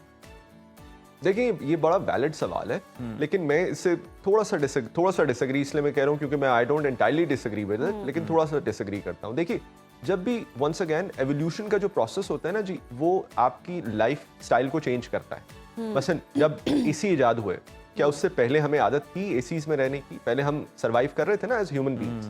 या जब गाड़ियाँ इजाद हुई फॉर इंस्टेंस, तो उससे पहले हम चल के सर्वाइव कर रहे थे। हमारे जो मोस्टली एवोल्यूशन हुई है एज ह्यूमन बीइंग्स वो चलने से हुई है। हम हंटर्स और गैदरर्स थे, राइट? तो सिमिलरली अब क्योंकि हमारे पास गाड़ी है तो हम उतना चलते नहीं है और उसकी वजह से शायद हमें बीमारियां होती हैं एंड व्हाट नॉट। तो AI का भी यही है। अगर आपका AI पे इन्हिसार इतना ज़्यादा है कि आपने ऑफिस में घर से गाड़ी पे बैठ के ऑफिस जाना है और उसमें आना है और आप कोई एक्सरसाइज नहीं कर रहे अपनी, तो फिर बिल्कुल जाहिर सी बात है कि आपकी डिपेंडेंस बढ़ेगी उस पर और आपकी जो तकनीकी सलाहियतें वो कम हो जाएंगी। लेकिन अगर आप AI का इस्तेमाल इस तरीके से कर रहे हैं कि आप अपनी क्रिएटिविटी बढ़ाने के लिए कर रहे हैं, तो फिर मुझे नहीं लगता कि ऐसा कोई खतरा है। इनफैक्ट वो आपके काम को मजीद ऑगमेंट करेगा। सही। अच्छा हम ये भी देखते हैं कि एक दौर था जब इंसानों के कंट्रोल में सब कुछ था, मशीनें इंसानों के कंट्रोल में थीं। आपको लगता है आने वाले दिनों में ऐसा वक्त आ जाएगा कि मशीनें इंसानों को कंट्रोल करेंगी, इंसानों का कंट्रोल जो है वो लिमिटेड हो जाएगा? देखिए ये थोड़ी सी हाइपोथेटिकल सिचुएशन है। मुझे लगता है ये वक्त ऑलरेडी आ चुका है। सही। और हम उसी वक्त में जी रहे हैं। अगर वंस अगेन मैंने बहुत सारे इस पे आर्टिकल्स लिखे हैं in terms of weaponization of AI as well, कि इसराइल फॉर इंस्टेंस किस तरह वेपनाइज कर रहा है, ऑटोमेट कर रहा है किलिंग्स को पैलेस्टाइन में एंड सो ऑन। तो हम उस दुनिया में रह रहे हैं अब जहाँ पे मशीनें हमारे लिए फैसले कर रहे हैं। आप जब अपना टाइमलाइन खोलते हैं फेसबुक का, तो आप तो डिसाइड नहीं करते कि आपको क्या कंटेंट नजर आएगा, ऐसे ही है ना? वो एल्गोरिथम डिसाइड करता है कि आपको कहाँ की खबर नजर आएगी, आपको कौन सा कंटेंट नजर आएगा उस टाइम पे। तो देखिए बात ये नहीं है कि मशीनें डिसाइड करेंगी कि नहीं करेंगी। बात जो आपने शुरू में बात की, पहले सवाल का पार्ट आपका, कंट्रोल हमारा खत्म होगा कि नहीं होगा। अगर तो हमारा उन पे control in terms of regulation, in terms of बाकी चेक्स एंड बैलेंसेस है, तो automation is a great thing. लेकिन अगर हम वो कंट्रोल खो रहे हैं, यानी कि हमारा वो जो रेगुलेशन का राइट है, अपनी ही गवर्नेंस का राइट है ऑन AI, वो अगर हम खो रहे हैं एज ह्यूमन बीइंग्स और हम बिल्कुल काम ऑटोमेशन की तरफ जा रहे हैं विदाउट एनी ह्यूमन ओवरसाइट, तो that's a massive problem. Asad साहब, क्या ये खदशा दुरुस्त है कि AI टेक्नोलॉजी की वजह से गरीब और अमीर ममालिक के दरमियान तरक्की का जो फ़र्क है वो मज़ीद बढ़ जाएगा? जी ये बिल्कुल सही बात है और यही बात वंस अगेन मैं दोबारा से कहूँगा कि इस पर भी मैंने काफ़ी लिखा है और यही बात वो है जो कि मैं रेज करने की बार बार कोशिश करता रहता हूँ कि जब तक हम अपने AI सिस्टम्स बनाने की तरफ नहीं जाएंगे तब तक हम एक बहुत चैलेंजिंग दुनिया में रहेंगे। अब मैं आपको एग्जांपल दे देता हूँ कि अभी आपके जहन में जब मैं, और ये मेरा आपसे सवाल है बाय द वे, जब मैं कहता हूँ AI तो आपके जहन में क्या आता है? अच्छा असद बेग साहब, एक और सिचुएशन। जी जी, वेरी क्विक क्वेश्चन, मुझे लेट मी फिनिश दिस। जब मैं AI कहता हूँ आपके जहन में क्या आता है? Artificial intelligence. हाँ, चैट GPT, ज्यादातर के लोगों को चैट GPT आता है, सही है ना जी? तो जो चैट GPT है वो सारा का सारा वेस्टर्न डेटा पे ट्रेन हुआ है, राइट? उसका मतलब ये है कि उसमें हमारी पाकिस्तान की या इस रीजन की आवाज बहुत कम है। तो ये एक एग्जाम्पल के तौर पे आप ले सकते हैं, और फिर बात वही है कि मैं इसी पे बार बार फोकस करता हूँ कि जब तक हम अपने एआई सिस्टम्स ट्रेन करने के, अपने डेटा के साथ ट्रेन करने के जानिब नहीं जाएंगे, तब तक हम जाहिर सी बात है एक टेक्नोलॉजिकल वर्ल्ड में सर्वाइव नहीं कर सकते। आप डेटा के साथ ट्रेन करने की बात कर रहे हैं, लेकिन हर घर में कोई ना कोई एक ऐसा शख्स होगा जो एआई को अपनी तर्ज में ट्रेन कर रहा है। और अगर जनरेशन जेनजी की बात कर लें तो पेरेंट्स कोई भी बात करें, उनको कुछ समझाएं अखलाकियात की या एथिक्स की कोई भी बात समझाएं, वो एआई से बात निकाल कर ले आते हैं कि नहीं जी एआई तो ये कह रहा है। तो ये कितना मुश्किल हो गया पेरेंट्स के लिए भी और एथिकली भी, अखलाकियात भी। अगर हम देखें ओवरऑल सोशल मीडिया पे देखें कितनी डीप फेक्स एआई से बन जाती हैं, तो इंसानों को अब इंसानों से भी खतरा हो गया इस टेक्नोलॉजी की वजह से। आप सही कह रही हैं, लेकिन वो जो ट्रेनिंग का प्रोसेस जिसकी मैं बात कर रहा हूँ, वो कोर ट्रेनिंग की बात कर रहा हूँ, यानी कि वो जो कोर डेटा है वो ग्लोबल नॉट से आ रहा है, वो वेस्टर्न डेटा से ट्रेन हो रहा है। हम चाहे जितना मर्जी इस्तेमाल करें, हम एक्चुअली वो एक ऐसा एजेंट इस्तेमाल कर रहे हैं जो कि वेस्टर्न डेटा पे ट्रेन हुआ है। मैं ये नहीं कह रहा कि इस्तेमाल ना करें, बट मैं सिर्फ ये बताने की कोशिश कर रहा हूँ कि हमारा एज नेशन या हमारा एज रीजन उसमें क्या रोल। दूसरी बात जो आप कर रही हैं, दैट्स वेरी ट्रू, ये बहुत इंपॉर्टेंट है, और आई विश के इस पे हमारे पास जरा थोड़ा ज्यादा टाइम होता बात करने का। ये जो education about AI, the use of AI, the dependence, ये बहुत जरूरी है। देखिए इस बहुत सारे केसेस ऐसे हुए हैं जहां पे एक्चुअली बच्चों की ना सिर्फ मेंटल हेल्थ खराब हुई है, बल्कि इंडिविजुअल्स सुसाइड की तरफ तक चले गए हैं, बेस्ड ऑन दिस आइडिया कि उन्होंने unchecked quote and quote therapy लेना शुरू कर दी चैट जीपीटी से या किसी भी एआई सिस्टम से, and what not. This is very dangerous, और पेरेंट्स को ये बात डेफिनेटली पता होनी चाहिए कि अनचेक्ड यूज ऑफ इस तरह के सिस्टम्स बच्चों के लिए specifically for their emotional support ये कतन रिकमेंडेड नहीं। असद साहब, चैट जीपीटी से जो रिजल्ट सामने आते हैं, मतलब नॉन सब्सक्रिप्शन है और अगर आपने सब्सक्रिप्शन बाय की हुई है तो उसमें कुछ फ़र्क भी होता है, तो ये इससे जो रिजल्ट्स आते हैं अब वो कितने ऑथेंटिक होते हैं, हमें कितना इन पे रिलाई करना चाहिए, कितना इन्हें क्रॉस चेक करना चाहिए, हमारे देखने वालों को ज़रा ये भी गाइड करता है। देखिए ये बड़ा ज़रूरी है कि पहले आप ये समझने की कोशिश करें कि वो सिस्टम्स ऑपरेट किस तरह करते हैं। वो सिस्टम्स आपको से मुराद ये कि ह्यूमंस को क्रिटिकली चैलेंज करने के लिए नहीं बने। मसलन आप मुझे कोई बात कहेंगे, मैं आपसे एग्री नहीं करूंगा, मैं आपको बताऊंगा कि I disagree with you, right. The system won't do that. जो आपके LLMs हैं या जो जिसको आप चैट जीपीटी फॉर इंस्टेंस कह रहे हैं, वो दैट डजंट डू दैट। वो most likely will agree with you. ना सिर्फ ये कि वो आपसे एग्री करेगा, बल्कि जो आप उसको बात कहेंगे वो उसी पे एक केस बनाने की कोशिश करेगा। आप उसको ये कहेंगे, मसलन ये बहुत सारी एग्जांपल्स जब मैं ट्रेनिंग्स करवाता हूँ सहाफ़ियों की एआई पे, तो मैं उनको ये डेमोन्स्ट्रेट करके दिखाता हूँ कि आप एआई सिस्टम से पाकिस्तान के बारे में कोई बात पूछेंगे तो वो आपको पाकिस्तान के सोर्सेस निकाल के बताएगा। आप इंडिया के बारे में कोई बात पूछेंगे तो वो आपको इंडिया के सोर्सेस निकाल के बताएगा। You see what I am saying? तो उसको ये नहीं पता कि उसने आपको क्रिटिकली चैलेंज किस तरह करना है, सही? तो एक तो ये बात समझने की जरूरत है कि जो आप जिस किस्म का सवाल करेंगे उसी किस्म का आपको जवाब मिलेगा, नंबर एक। नंबर दो, जो हेलुसिनेशंस जो आप जिन एरर्स की फॉर इंस्टेंस बात कर रहे हैं उनको हम हेलुसिनेशंस कहते हैं।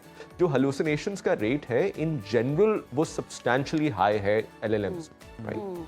सो कोई भी ऐसी इंफॉर्मेशन जो कि आप जिस पे रिसर्च कर रहे हैं या आप उसको एकेडमिकली इस्तेमाल कर रहे हैं, या लेट्स से कि आप सहाफत में स्टोरी बना रहे हैं किसी इंफॉर्मेशन को निकाल के, कभी भी ये नहीं होना चाहिए कि आप उसको सिर्फ चैट जीपीटी या किसी भी LLM की बेसिस पे इस्तेमाल कर लें विदाउट वेरिफिकेशन। क्रॉस चेक करना बहुत ज़्यादा ज़रूरी है, और आपको किस तरह से आप प्रॉम्प्ट करते हैं चैट जीपीटी को, AI को और इस तरह की ऐप्स को, ये बहुत ज़रूरी है। Thank you so much Asad Beg साहब आपके वक्त के लिए, और यकीनन हमें भी अपनी जिम्मेदारी का एहसास चाहिए, और ये नहीं कि अगर कोई रिजल्ट सामने आ गए हैं चैट जीपीटी से तो हम उन्हीं पर रिलाई कर लें और मिनवान उस पर अमल भी कर लें।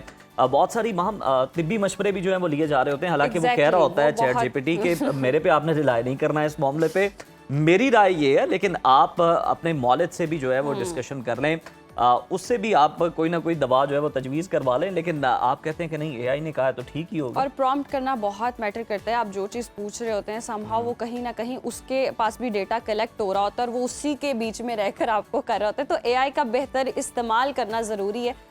अगेन वही वाली बात है कि हर चीज़ अवेलेबल है, अब आपके यूज़ पर डिपेंड करता है कि आप किस तरह इस्तेमाल करें। अभी वक्त ब्रेक का, देखते रहिए सुनो Pakistan. Stay with us. Welcome back नाज़रीन, और एक बार फिर से बात करेंगे ईरान और अमेरिका जंग बंदी की, जिसमें पाकिस्तान ने जी बहुत ज़बरदस्त किरदार अदा किया है। सालिसी का किरदार और खारजा पॉलिसी की बहुत तारीफ़ें हो रही हैं। शहबाज शरीफ की बात करें तो उनकी बड़ी तारीफ़ें हो रही हैं, और फील्ड मार्शल आसिम मुनीर के तो डोनाल्ड ट्रंप भी बहुत फ़ैन थे, बड़ी तारीफ़ें भी सुनी। तो जिस तरह से पाकिस्तान एक ताकतवर मुल्क उभर कर सामने आया वो काबिल तारीफ़ भी है।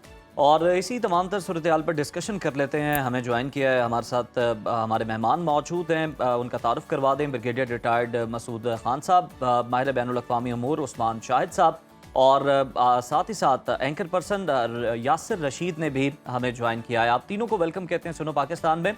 ब्रिगेडियर साहब, सबसे पहले आपकी जानिब आते हैं, कहिएगा कि क्या ये जो जंग बंदी है ये मुस्तकिल अमन में बदल सकती है या फिर इसे हम एक सिर्फ वक्ती फैसले के तौर पर देख सकते हैं? जी हाँ, बहुत शुक्रिया। देखिए, बिल्कुल यही है कि ये एक आरजी हुई है, लेकिन मेरा ख्याल में आगे परमानेंट होनी है। That is very important. लेकिन जिस तरीके से पाकिस्तान ने स्टेप्स उठाए हैं, लेकिन जो स्टार्ट किया था उस वक्त भी लोगों को तवक्को नहीं थी। उन्होंने कहा था पाकिस्तान ये कर नहीं सकता है, और पाकिस्तान को उस वक्त लोग कह रहे थे कि ये बातचीत को आगे लेके नहीं बढ़ सकेगा, लेकिन वो पाकिस्तान ने स्टार्ट लिया। और दरमियान में ऐसे वाकयात पेश आए, स्पेशली जो कल का वाकया हुआ था, ये सऊदी अरब के पेट्रोकेमिकल कम्प्लेक्स पे जो मिसाइल फायर हुआ, तो उससे कुछ खदशात पैदा हुए थे। लेकिन पाकिस्तान ने देवर एडमेंट कि हमने पाकिस्तान ने एक चाह रहा था पाकिस्तान की एक ऐसा एग्रीमेंट हो जो सस्टेनेबल हो और बातचीत आगे बढ़े। सोल ऑब्जेक्टिव क्या था? पीस हो। तो उसमें पाकिस्तान कामयाब हुआ है। अब टेबल पे लोग बैठेंगे, जुमे का दिन है, 10 तारीख की है, तो देखें कि हर कुछ मुल्क का फरीक की कोशिश होती है from A position of strength से बात करें। वो यकीन अपने पॉइंट्स लेके आएंगे। कुछ लोग दो की बातें होंगी, और अल्टीमेटली आई एम ऑप्टिमिस्टिक कि यकीनन कोई ना कोई ऐसा हल निकलेगा। और जिस तरीके से ये हुआ, देखें कि ये बयानात जो हमने देखे हैं, ये भी देखें तमाम पार्टीज ऑन बोर्ड थी, तो तब जाके सारी चीजें हुई हैं। और तमाम मेरे ख्याल में चाहे वो अमेरिका है, ईरान है, सबकी ख्वाहिश है जंग बंद हो और तमाम के कंसर्न्स जो हैं वो एड्रेस हो, और उस तरफ हम जा रहे हैं। और पाकिस्तान के लिए पाकिस्तान के लिए तारीखी एक इवेंट हुआ है, और पाकिस्तान जिंदाबाद वाली बात है। पाकिस्तान ने साबित कर दिया है कि पाकिस्तान न सिर्फ एक कन्वेंशनल फोर्स है, पाकिस्तान एक न्यूक्लियर ताकत है, पाकिस्तान एक डिप्लोमेटिक पावर भी है, पाकिस्तान एक मीडिएटर भी है। आप देखें पाकिस्तान के ताल्लुकात आपके वेस्ट में और ईस्ट के पावर सेंटर्स में ताल्लुकात हैं। आपने ईरान के साथ सॉलिडरिटी भी शो की, आपने खलीजी ममालिक के साथ आपने अपने ताल्लुकात भी मेंटेन रखे, अमेरिका के साथ भी रखे, और इन सब का आप पे ट्रस्ट था। तो दैट वो बड़ा इंपॉर्टेंट था। दैट्स वाई कि पाकिस्तान कामयाब हुआ है इसको लेके। और यकीनन देखे इसके दरमियान में स्पॉइलर भी थे, डिस्ट्रैक्टर्स भी थे, और अभी भी मैं ये कह सकता हूँ कि अभी भी कोशिश होगी। डिस्पाइट इजराइल ने इंडोर्स किया है, स्टिल वो कोशिश करेगा, इंडिया कोशिश करेगा, अफगानिस्तान को इस्तेमाल करने की कोशिश करेंगे कि इनको फेल करें। बिल्कुल ब्रिगेडियर साहब, बिल्कुल दुरुस्त फरमाया आपने, और ये कामयाबी का सहरा जाता भी पाकिस्तान के सर पे है। उस्मान साहब, आपकी जानिब आऊँगी। जिस तरह से ब्रिगेडियर साहब भी कह रहे हैं, एक वक्त था जब दुश्मन ममालिक किसी ना किसी एजेंडे के तहत पाकिस्तान का जो इमेज है उसको स्पॉइल करना चाहते थे, और अब हम देख रहे हैं पूरी चर्चा दुनिया में सिर्फ पाकिस्तान की हो रही है। सिफारतकारी की चर्चा हो रही है, खारिजा पॉलिसी की हम देख रहे हैं चर्चा हो रही है। जिस तरह से इरेलीवेंट करने की कोशिश की जा रही थी, जितनी पाकिस्तान ताकतवर होकर उभर कर सामने आए, कितना आप समझते हैं कि पाकिस्तान के लिए बहुत ज़्यादा आगे आने वाले दिनों में फ़ायदा हो सकता है? मेरे ख्याल में 10 मई के बाद जो हमने डिप्लोमेटिक अपना लेवरेज गेन किया, जो हमारा डिप्लोमेटिक क्लाउड था, उसके अंदर हमें बड़ी विजिलेंस नजर आती है। देखिए, पाकिस्तान ने अपने स्टेक्स को भी महफूज रखा, और हमने एक बास्केट के अंदर तमाम अंडे नहीं रखे, जो कि हमारा माजी का एक तरह से वतीरा है। ग्लोबल तीनों पार के साथ पाकिस्तान के जो है रवाबत हैं, बड़े खुशगवार ताल्लुकात हैं। मिडल ईस्ट के हवाले से देख ले तो उसमें हम बड़े स्ट्रेटेजिक रेलिवेंट है, और हमने शटल डिप्लोमेसी को जंग के पहले दिन से जारी रखी। अफगानिस्तान, ईरान के अंदर तमाम तीनों टीयर पे हम राब्ते में थे, मिलिटरीली देख लें, इंटेलिजेंस लेवल पे और सियासी लेवल पे। तो उसके साथ ही हमने सऊदी अरेबिया को भी एंगेज करके रखा हुआ था, और फिर चाइना जब हमारे वजीर खारजा गए, उसके बाद 5 निकात जो है उसके अंदर भी कंसेंसस था, और हमने जो भी पॉइंट निकाल सामने रखे, याद रखे हैं, वो सारे इंटरनेशनल लॉ के ताबे थे।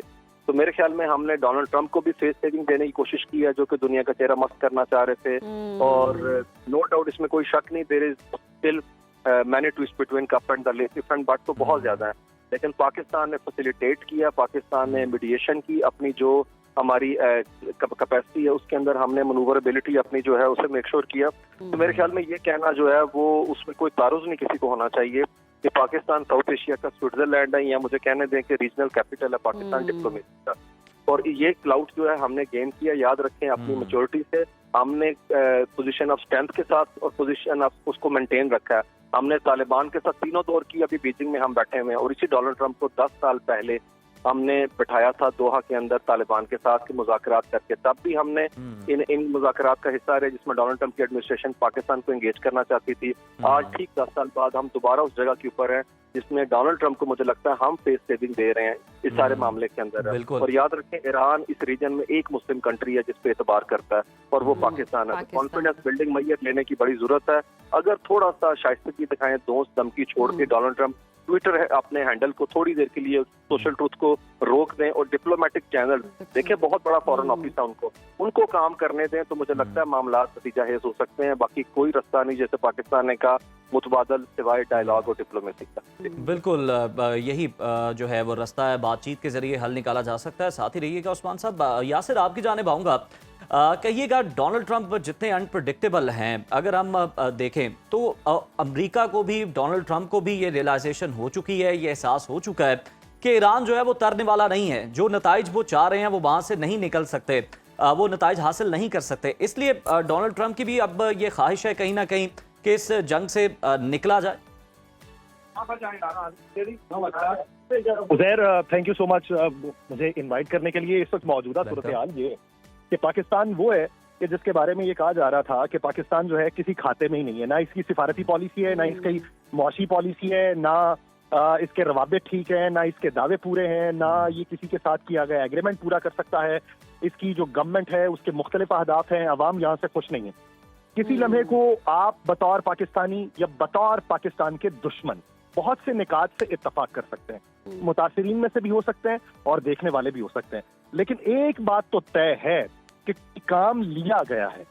काम हमने किया हो या ना किया हो ये एक अलग मामला, लेकिन जो काम हमसे लिया गया है उसकी दुनिया मोतरफ हो चुकी है। आप बेशुमार एतराजात उठा लें कि जो शहबाज शरीफ साहब ने ट्वीट किया है वो ट्वीट उन्होंने खुद किया है या ट्वीट जो है उनको भिजवाया गया था। भाई अगर भिजवाया भी गया, पाकिस्तान का इंतखाब तो किया गया ना, पाकिस्तान को बीच में सालिस तो रखा गया, पाकिस्तान को जामिन तो रखा गया, पाकिस्तान की गारंटी तो मारने की बात हुई है कि पाकिस्तान, फिर वही बात कि जब ये कहा गया कि इस्लामाबाद एक मरकज होगा जहां पे बैठ के बातचीत होगी, तो दुनिया की दो ऐसी ताकतें जो किसी की तहजीब मिटाना चाहती थी, जो किसी की सकाफत मिटाना चाहती थी, जो किसी को सफाई हस्ती से मिटाना चाहती थी, उसके नुमाइंदगान एक तरफ होंगे और दूसरी तरफ कौन है जो मज़ाहमत का इस्तारा है, जो मकाबत का इस्तारा है, जिन्होंने अपनी टॉप टियर लीडरशिप गवाई है, जिन्होंने बच्चों की शहादतें दी हैं, जिन्होंने 1.25 लाख के करीब अपनी बिल्डिंग डैमेजेस करवाई हैं, जिन्होंने अपनी तहजीब को मुतासिर करवाया है, जिनके कमांडर्स जो हैं वो इस पूरी जंग के अंदर शहीद हुए हैं, तो वो बैठेंगे कहाँ पे? इस्लामाबाद में। अब ये काम जो हमसे लिया जा रहा है, दुनिया देख रही है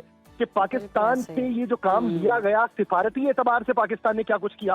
क्या एक ट्वीट ही है जिसको मद्देनजर रखते हुए उस डोनाल्ड ट्रंप ने फैसला कर लिया कि जो उससे 12 घंटे पहले ये कह चुके हैं कि आज रात 8 बजे के बाद जो है वो डेडलाइन खत्म हो जाएगी और मैं ब्रिज डे मनाऊंगा, मैं पावर प्लांट डे मनाऊंगा, और उनको ये कहा गया कि देख लो ये तुम्हारे पास आखिरी रास्ता है।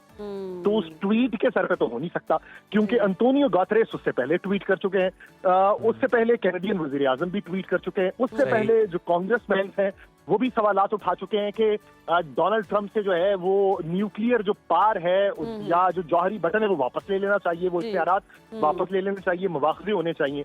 तो सिर्फ एक ट्वीट के सर पे नहीं हुआ, ये 2 रातों में जो तमाम तर मंजरनामे के ऊपर बातें हुई हैं, जो रवाबित हुए हैं, वो बहुत गहरी नजर रखने के हामिल है। जिस तरह ब्रिगेडियर साहब ये बात कर रहे थे कि पाकिस्तान एक टाइट पोजीशन के अंदर जरूर जा चुका था कि जब पेट्रो केमिकल प्लांट के ऊपर हमला किया गया ईरान की जानिब से, तो हम डिफेंस पैक्ट के अंदर मौजूद हैं, सऊदी अरब के साथ भी हमने रहना है। तो उस वक्त हम एक ऐसी पोजीशन में जा चुके थे कि एक तरफ वो मुल्क है जिसके साथ हमने डिफेंस पैक्ट किया है, जहां पे हरमैन शरीफैन मौजूद है, तो हमें वहां का मुआहिदा भी मद्देनजर रखना है और साथ में अपने हमसाया मुल्क जो है उसकी मज़ाहमत को भी देखना है। तो यूं दरमियानी तौर पर रास्ता फिर से निकाला गया, क्योंकि वो एक लम्हा था कि जहां पे अगर हम अपनी सिफारतकारी मुकम्मल तौर पे रोक देते, हम बैकफुट पे चले जाते, हम ये कह देते कि हम इसमें सालिस का किरदार अदा नहीं करेंगे, हम मेजबानी का किरदार अदा नहीं करेंगे, तो सारा मंजरनामा तब्दील हो जाना था। हमने उस बीच में ये फैसला किया है कि नहीं, हमें पुरअमन सालसी को आगे बढ़ाना है। बिल्कुल यासिर, ऐसे ही है और पाकिस्तान ने ये फैसला किया और बड़े ही ज़बरदस्त अंदाज में जो हम देख रहे हैं इसके असरात भी आ रहे हैं। ब्रिगेडियर साहब ने भी यही फरमाया।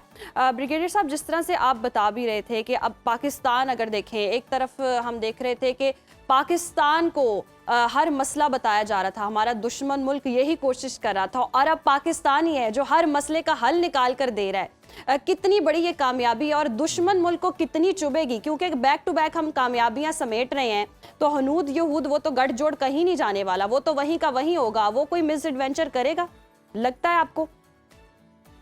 ये बिल्कुल देखें कि लास्ट ईयर से जब से मार्के हक हुआ, बुनियाद में महसूस हुआ, और जब पाकिस्तान ने उनको शिकस्त दी और कम्प्रहेंसिवली शिकस्त दी, जब कांग्रेस में रिपोर्ट पेश की गई यूनाइटेड स्टेट्स में कि पाकिस्तान ने कामयाबी के साथ इंडिया को शिकस्त दी है, और पाकिस्तान फिर देखें कि दुनिया ने मानना शुरू कर दिया पाकिस्तान का, जब geostrategic profile has region की इस वजह से एक स्ट्रेटेजिक प्लेयर भी बन गए, सिक्योरिटी स्टेबलाइजर भी आप बन गए, नेट सिक्योरिटी प्रोवाइडर भी बन गए, अब आप इमर्ज कर गए एज ए मीडिएटर के तौर पे, और एक आपने मैसेंजर, इस हालात में मैसेंजर के काम भी किया, मीडिएटर भी काम किया।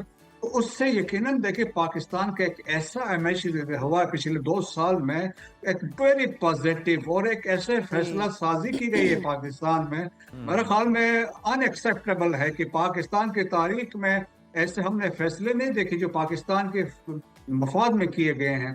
तो अब इंडिया को बहुत तकलीफ है, क्योंकि देखिए इन हालात और वाकयात में जो पाकिस्तान का इमेज है, तो अभी इंडिया के अंदर सोशल मीडिया देख लें, मेन स्ट्रीम मीडिया देखें, उनके पॉलिटिशियन देख लें, वो सारे एक्नॉलेज करते हैं कि यार पाकिस्तान ने जो डिप्लोमेसी की है, और इंडिया जिसको कोशिश कर रहा है आइसोलेट करके करे, वो खुद आइसोलेट हुआ, पाकिस्तान एमर्ज कर गया है, पाकिस्तान की क्रेडिबिलिटी बढ़ गई है।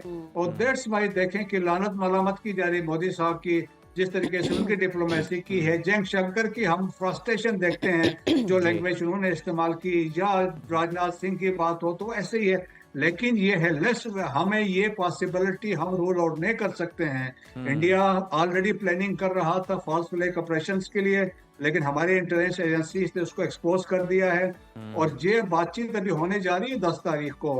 लेकिन इनकी कोशिश होगी कि इस मौके से के दौरान में कोई वाकया कुछ किया जाए, फॉल्स फ्लैग ऑपरेशन इंडिया में करें, या पाकिस्तान में अफगानिस्तान की मदद से दहशतगर्दी करवाई जा सकती है। तो ये बहुत सारे मसूद साहब, ये तो फिर नाशुक्री की इंतहा है। पूरी दुनिया पाकिस्तान का शुक्रिया अदा करी कि जितनी मौसर सिफारतकारी पाकिस्तान ने की, उससे हालात बेहतर हुए। पेट्रोल की आप कीमतें देख लें, 14% से ज़्यादा का जो डिक्लाइन है वो उसकी कीमत में आया है, और उसके अलावा अगर हम देखें आलमी मार्केट में जो सूरत हाल है वो बड़ी बेहतर हुई है। इंडिया के अंदर सूरत हाल कितनी बुरी थी पेट्रोल के हवाले से, गैस के हवाले से, तो उन्हें तो एक तरह से हमारा शुक्रिया अदा करना चाहिए, लेकिन वो यहाँ पर भी साजिशें जो हैं वो बुनते हुए नजर आ रहे हैं पाकिस्तान के खिलाफ मजीद आने वाले दिनों में, जिस तरह आप भी इशारा कर रहे हैं। जी हाँ, देखिए वैसे अगर देखा जाए तो पेट्रोल की कीमत अभी ऑलमोस्ट 14% गिर गई है, 96 पे बैरल आ गया है, वो भी कामयाबी है। लेकिन पाकिस्तान में आप देखें गवर्नमेंट ने जिस तरीके से इकदाम उठाए थे, जो चीजें मैनेज की, जो मैनेजमेंट की ऑस्टेरिटी मेजर्स हमने अडॉप्ट किए, वो तो बहुत प्लस में गए हैं, लेकिन पाकिस्तान के फेवर में गए। और इंडिया में आप लाइन देखें कि जो पेट्रोल पंप के बाहर जो हमने हालात वाकयात देखे, जिस तरीके से गदर मचा हुआ था पाकिस्तान में, कहीं पे भी आप जाएं, किसी बड़े शहर में जाएं, और सुकून है, इजीली आपको पेट्रोल अवेलेबल है, डीजल अवेलेबल है, और तो मेरा ख्याल में क्रेडिट जाता है गवर्नमेंट को, जो स्टेप्स उन्होंने इसलिए जिस तरीके से लिए हैं, और सब ने मिल के लिए हैं, तमाम स्टेक होल्डर्स थे, चाहे वो मिलिट्री के थे, गवर्नमेंट ऑफ पाकिस्तान थी, प्रोविंशियल गवर्नमेंट से, तमाम सब ऑन बोर्ड थे। बिल्कुल ऐसे क्रेडिट पाकिस्तान को जाता है। उस्मान साहब, आपकी जानिब आऊंगी, किस हद तक आप देख रहे हैं आलमी मंजरनामा या सियासी मंजरनामा बदल चुका है? क्योंकि रजीम चेंज की बातें हो रही थी, न्यू वर्ल्ड ऑर्डर की बातें हो रही थी, अब न्यू वर्ल्ड ऑर्डर क्या है? कौन सी ताकतें हैं जो उभर कर सामने आई हैं और इनको अब कंसीडर किया जाएगा कि ये ताकतवर ममालिक हैं? ये देखें, मेरे ख्याल में अभी जो है कि रीसेट होगी, रीअलाइनमेंट होगी, पूरी दुनिया में तब्दीलियां होंगी after the conclusion of this वार, जो कॉन्फ्लिक्ट के अख्ताम पे। स्पेशली सबसे पहले आप तब्दीलियां देखेंगे गल्फ के कंट्रीज में, जीसीसी कंट्रीज में, मिडिल ईस्ट में आप देखेंगे, क्योंकि एक रियलाइजेशन उन ममालिक में आ चुकी है कि वो वहाँ पे वो समझते हैं कि जिस तरीके से तवक्कुआत थे अमेरिका के साथ, वो उनको वो प्रोटेक्शन नहीं मिली, वो सपोर्ट नहीं मिली। अमेरिका की प्रायोरिटीज थी इजराइल की तरफ गई है, बिल्कुल ट्रस्ट जो है वो अब कम हुआ है गल्फ स्टेट का भी। ब्रिगेडियर साहब बिल्कुल दुरुस्त फरमा रहे हैं आप। उस्मान साहब आपसे ही इसी सवाल पर कमेंट चाहेंगे, जिस तरह से न्यू वर्ल्ड ऑर्डर की बातें हो रही थी, रिजीम चेंज की बातें हो रही थी, अब क्या तब्दीली देख रहे हैं? आलमी मंजरनामा किस हद तक बदल चुका है? मेरे ख्याल में यकसर बदल चुके हैं। व्लादिमीर लेनिन ने कहा था there are decades where nothing happen but there are weeks where decades happen. तो इन चंद हफ्तों के अंदर ना दहाइयां बीत गई हैं। Things will never be the same again. अगर रीजनल डायनामिक्स देखें तो रीजनल पॉलिटिक्स मुकम्मल ऑल टुगेदर जो है वो तब्दील हो चुकी है, और इसमें पाकिस्तान जो है वो एक मोतबर जो है उसका किरदार था, स्ट्रेटेजिक कॉन्फिडेंस नजर आता है हमें, और पाकिस्तान ने उसको बड़ी जल्दी गेज कर लिया था। अमेरिकन प्रोफेसर है रॉबर्ट पे, वो कहते हैं सिर्फ पाकिस्तान एक ऐसा कंट्री है इस रीजन का जिसने हर एक मूव जो है वो इंतहाई स्ट्रेटेजिकली जो है वो मनूवर की, और इंडिया के भी वो नेफेरियस डिजाइन जो है वो भी किसी अपना खाते में नहीं है, आज वो इररेलेवेंट हो गए हैं, they are not in the picture. और इरानियन जिस तरीके से उन्होंने कम बैक किया है, याद रखें उनकी सेकंड स्ट्राइक की कैपेबिलिटी अभी तक बरकरार है, एक्सिस ऑफ रेजिस्टेंस उनके साथ है, रेड सी से भी मिसाइल आ रहा है, सदर्न लेबनान से भी मिसाइल जा रहा है, और इरानियन ने जिस तरीके से डिफाइंस जो है किया इसके अंदर, और अभी तक वो पोजीशन ऑफ स्ट्रेंथ से बैठना चाहते हैं, कोई पोजीशन कंप्रोमाइज करने की वहां पे नहीं है। और हर सूरत के अंदर वो अब नाए हुर्मस की जो बहरी ट्रैफिक है उसको वो लीगल फ्रेमवर्क के नीचे लेके आ गए हैं, और उसमें उनकी बड़ी सक्सेस ये है कि उन्होंने ओमान को इसका हिस्सा बना दिया इस फ्रेमवर्क का। याद रखें सैंक्शन उनसे हटे ना हटे, उनके फ्रीज एसेट उनको दिए जाएं, रेपरेशन के पैसे करके तलाफी मिलता है नहीं मिलता, लेकिन इधर से $80 बिलियन से लेके $100 बिलियन तक वो कमा सकते हैं ट्रांजिट फीस में, और वो हक पे जाना है। अगर स्विस कनाल से मिस्री ले सकते हैं पैसे तो ये क्यों नहीं ले सकते? तो नया जो ग्लोबल वर्ल्ड ऑर्डर रीशेप होने जा रहा है उसके अंदर फ्यूचर इज एशिया। चाइना और रशिया जो है इंतहाई क्रेडिबल प्लेयर है, नजर आते हैं, असर्ट कर रहे हैं। देखिए अमेरिकन ने एशिया पैसिफिक से भी अपने ट्रूप्स जो है मनूवर करके मिडिल ईस्ट लेके आगे, जनूबी कोरिया से भी अपने थॉड हटा लिए, जापान से अपने एम्फीबियस शिप्स जो है फ्लोटेला मूव कर दिए। तो जो उनके अलाइज थे यूरोप के अंदर और जो उनके थे यहाँ के ऊपर ईस्ट एशिया में, वो तो सारे के सारे कह रहे हैं कि ये क्रेडिबल प्लेयर ही नहीं है। तो अमेरिका की 750 मिलिट्री पोस्ट है अक्रॉस द ग्लोब, मुझे लगता है उनके बंद करने का एक वक्त आ गया। डोनाल्ड ट्रंप ने डिससर्विस किया अमेरिकन के साथ, और रजीम चेंज वहां पे होगा जहां पे पोलराइजेशन है, लोग सड़कों पे हैं, नो किंग्स के प्रोटेस्ट हो रहे हैं, 25th अमेंडमेंट की बात हो रही है वहां के ऊपर कि इसको हटाने के लिए इम्पीचमेंट की जाए। तो इरानियंस ने असर्ट किया। देखिए 47 साल से वो हालते जंग में ही है, उन पे सफारती सियासी माशी पाबंदियां लगी हैं। ये तो पहली दफा अस्करी मैदान के अंदर वो लड़े हैं, और जिस तरीके से उनके 1 मिलियन फौजी मोबिलाइज बिल्कुल बिल्कुल ये चीज़ें चल रही हैं। उस्मान साहब साथ ही रहिएगा। यासिर, मैं आपकी जानिब आना चाहूँगा। लम्हा बलम्हा बदलती जो सूरत हाल है, आप इस पर बड़ी गहरी नज़र भी रखे हुए हैं पहले दिन से। हमें ये भी बताइएगा कि जो 10 पॉइंट सामने आए हैं उसमें ईरान का मुतालबा तो यही था कि अगर जंग बंदी हो रही है 2 हफ्तों के लिए भी, आर्जी भी है, तो जितने दूसरे ममालिक भी हैं लबनान समेत उन सब पर हमले रोके जाएं। लेकिन क्या वजह है कि इसराइल कह रहा है कि ये जंग बंदी पर वो भी अमल करेगा अमेरिका के साथ, लेकिन लबनान पर हमले जारी रहेंगे? इसकी क्या वजह है? जमहूरी तौर पे देखा जाए तो इस जंग बंदी के हवाले से दोनों फरीकों को जो बात की गई थी, अपने अपने इत्तेहादी जो हैं उनके जरिए भी जंग बंदी करवाई जाए। अब बातचीत है अमेरिका और ईरान के दरमियान। ईरान का इत्तेहादी कौन है? लबनान, यानी हिजबुल्लाह की जानिब से अटैक किए जा रहे थे। अमेरिका का इत्तेहादी कौन है? इजराइल। अब एक तरफ से इजराइल ने ये कह दिया कि ईरान के ऊपर हमले नहीं करेगा, लेकिन आप ये याद रखिए कि पाकिस्तान के ऊपर अगर सारे का सारा क्रेडिट आएगा, किसको तकलीफ होगी? खित्ते में कौन सा मुल्क ऐसा है जिसको ज्यादा से ज्यादा तकलीफ होगी कि पाकिस्तान क्रेडिट ले गया, और किसको ये तकलीफ होगी कि ईरान जो है वो प्लस पॉइंट के ऊपर बैठा हो और ऊपर बैठ के वो ये ऐलान करे कि दुनिया की सबसे बड़ी जो ताकत है, हमने उसके बहरी बेड़े अपने इलाके से बाहर निकाल दिए हैं, हमने उनके मिसाइल जो है वो गिरा दिए हैं, हमने उनके ड्रोन जो है वो पकड़ लिए हैं, हम जो है उनके जो फाइटर जेट्स हैं उनको निशाना बना चुके हैं, हमारा मकामी सिस्टम जो है वो बर्तरी की अलामत जाहिर कर चुका है। तो ये वाला बयानिया काउंटर करने के लिए कुछ ना कुछ तो होगा। ऐसा तो हो नहीं सकता कि सब गुड कॉप और बैड कॉप वाली सारी सिचुएशन खत्म हो जाए और अच्छे बच्चों की तरह तमाम चुप सादे सिर्फ एक बात के जो है वो हामी हो जाए कि नहीं अब कुछ नहीं होगा। इसमें आप ये देखिए कि ये मुकम्मल तौर पे सीज फायर नहीं होगा, कहीं ना कहीं पे कोई ना कोई शरारत की जाएगी, फिर कोई फॉल्स फ्लैग के हवाले से खतरा है।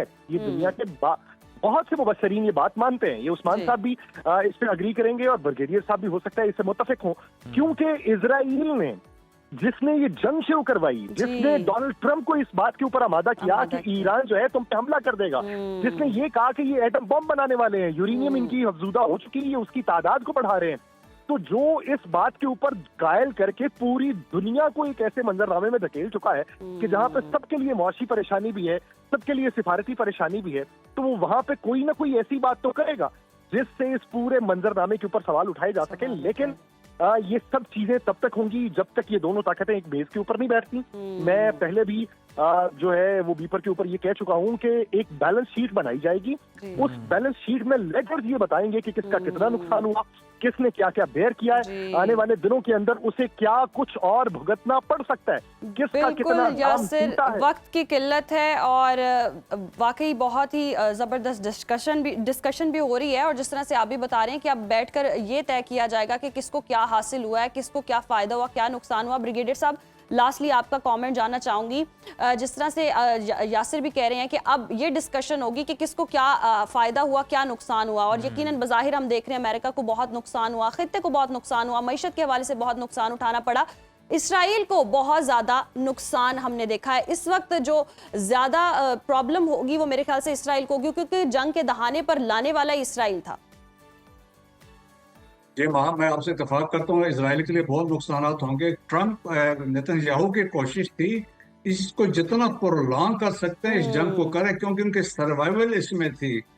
इस साल इलेक्शंस इसराइल में भी होने हैं, तो इसराइल के अंदर देखें पिछले एक महीने से पूरी जो 90 लाख की आबादी वो शेल्टर्स में थी, वो अंडरग्राउंड बंकर्स में थी। तो हालात वहां तो बहुत है, जितने डिस्ट्रक्शन वहां पे हुई है, जिस तरह ईरानी मिसाइल्स ने जाके not only in the south में हैफा में हिट किए, वो नॉर्थ में जाके हिट हुए हैं।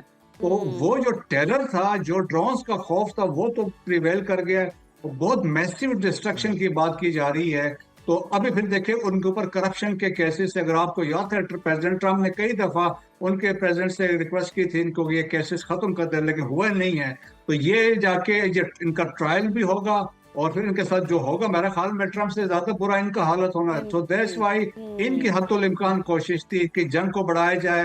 दैट्स वाई वो अभी भी चाहता है कि लेबनान में ये चलती रहे ये जंग, क्योंकि they have occupied 14% of Lebanon. बिल्कुल इत्तेहादियों पर हमले जारी रहे। बहुत शुक्रिया ब्रिगेडियर रिटायर्ड मसूद साहब और उस्मान यासिर रशीद हमारे साथ मौजूद थे और इस मामले पर अपना तज्जिया दे रहे थे। और हम देख रहे हैं कि लेबनान पर हमले जारी रखने का इसराइल ने ऐलान किया, लेकिन इसराइल को खुद भी बहुत ज़्यादा नुकसान जो है वो उठाना पड़ा। और जिस तरह हमने देखा था कि इराक वॉर में जिस तरह से अमेरिका को धकेला गया, ये कह के कि जनाब वेपन ऑफ मैस डिस्ट्रक्शन जो है वो वहाँ पर मौजूद है, इराक ने हासिल कर लिए हैं। इसी तरह का लॉलीपॉप अमेरिका को अब भी दिया गया कि जनाब यूरेनियम जो है वो बहुत बड़ी मिकदार में हासिल कर ली है ईरान ने, और अब वो इस काबिल हो गया है कि जनाब वो कभी भी एटमी ताकत बन सकता है। लेकिन इसराइल ने भी बहुत ज़्यादा नुकसान जो है वो उठाया और एट दी एंड पर यही देखा जाता है कि किसको क्या हासिल हुआ और किसने क्या कुछ गंवाया। अभी वक्त हुआ है ब्रेक का, स्टे विद अस। नाज़रीन, कुछ लोग ख्वाब देखते हैं और कुछ इन ख्वाबों को जीने के लिए अपनी जान भी जोखिम में डाल देते हैं। आज सुनो पाकिस्तान में हम जिक्र कर रहे हैं उस बेटी का जिसने साबित किया कि पाकिस्तानी खातीन के अज़्म के सामने बर्फानी पहाड़ भी रेत की दीवार साबित होते हैं। समर खान, जिन्होंने स्वीडन से नॉर्वे तक 300 किलोमीटर का वो फासला तय किया जहां मनफी दर्जा हरारत में सांस लेना भी मुहाल होता है। बिल्कुल ऐसे ही है। और समर खान मुहिम मुकम्मल करने वाली पहली पाकिस्तानी एथलीट बन गई हैं जिन्होंने डॉक्टरेट के जरिए उन दुश्वार गुजार रास्तों को सर किया है जो बहुत ही मुश्किल हैं। और आज एडवेंचर एथलीट समर खान खुद हमारे साथ मौजूद हैं, उनसे ही जान लेते हैं इस अजीम कामयाबी का राज भी। आपके वक्त का सबसे पहले तो बहुत बहुत मुबारक हो और हमें ये बताएं कि इस मुहिम के पीछे कितनी लंबी मेहनत है छुपी हुई, और ख्याल कैसे आया आपको कि ये काम करना है, और जिस्मानी या जहनी तौर पर कितना वक्त लगता है इसके लिए तैयार होने में? Assalamu alaikum. Thank you so much for having me today. Fjällräven Polar, it's a dog sled expedition और ये हर साल होता है. It's a very prestigious adventure जिसमें पूरी दुनिया के एथलीट्स और एडवेंचरर्स अप्लाई करते हैं. और मैंने पिछले साल इसमें अप्लाई किया था और बहुत सारी एप्लीकेशंस में से जिसमें बहुत सारे इंटरनेशनल एथलीट सेलेक्ट हुए थे, उसमें से मेरी एक सिलेक्शन हुई. I am the first women from Pakistan जो जिसने इसको कंप्लीट किया है और पार्टिसिपेट किया है.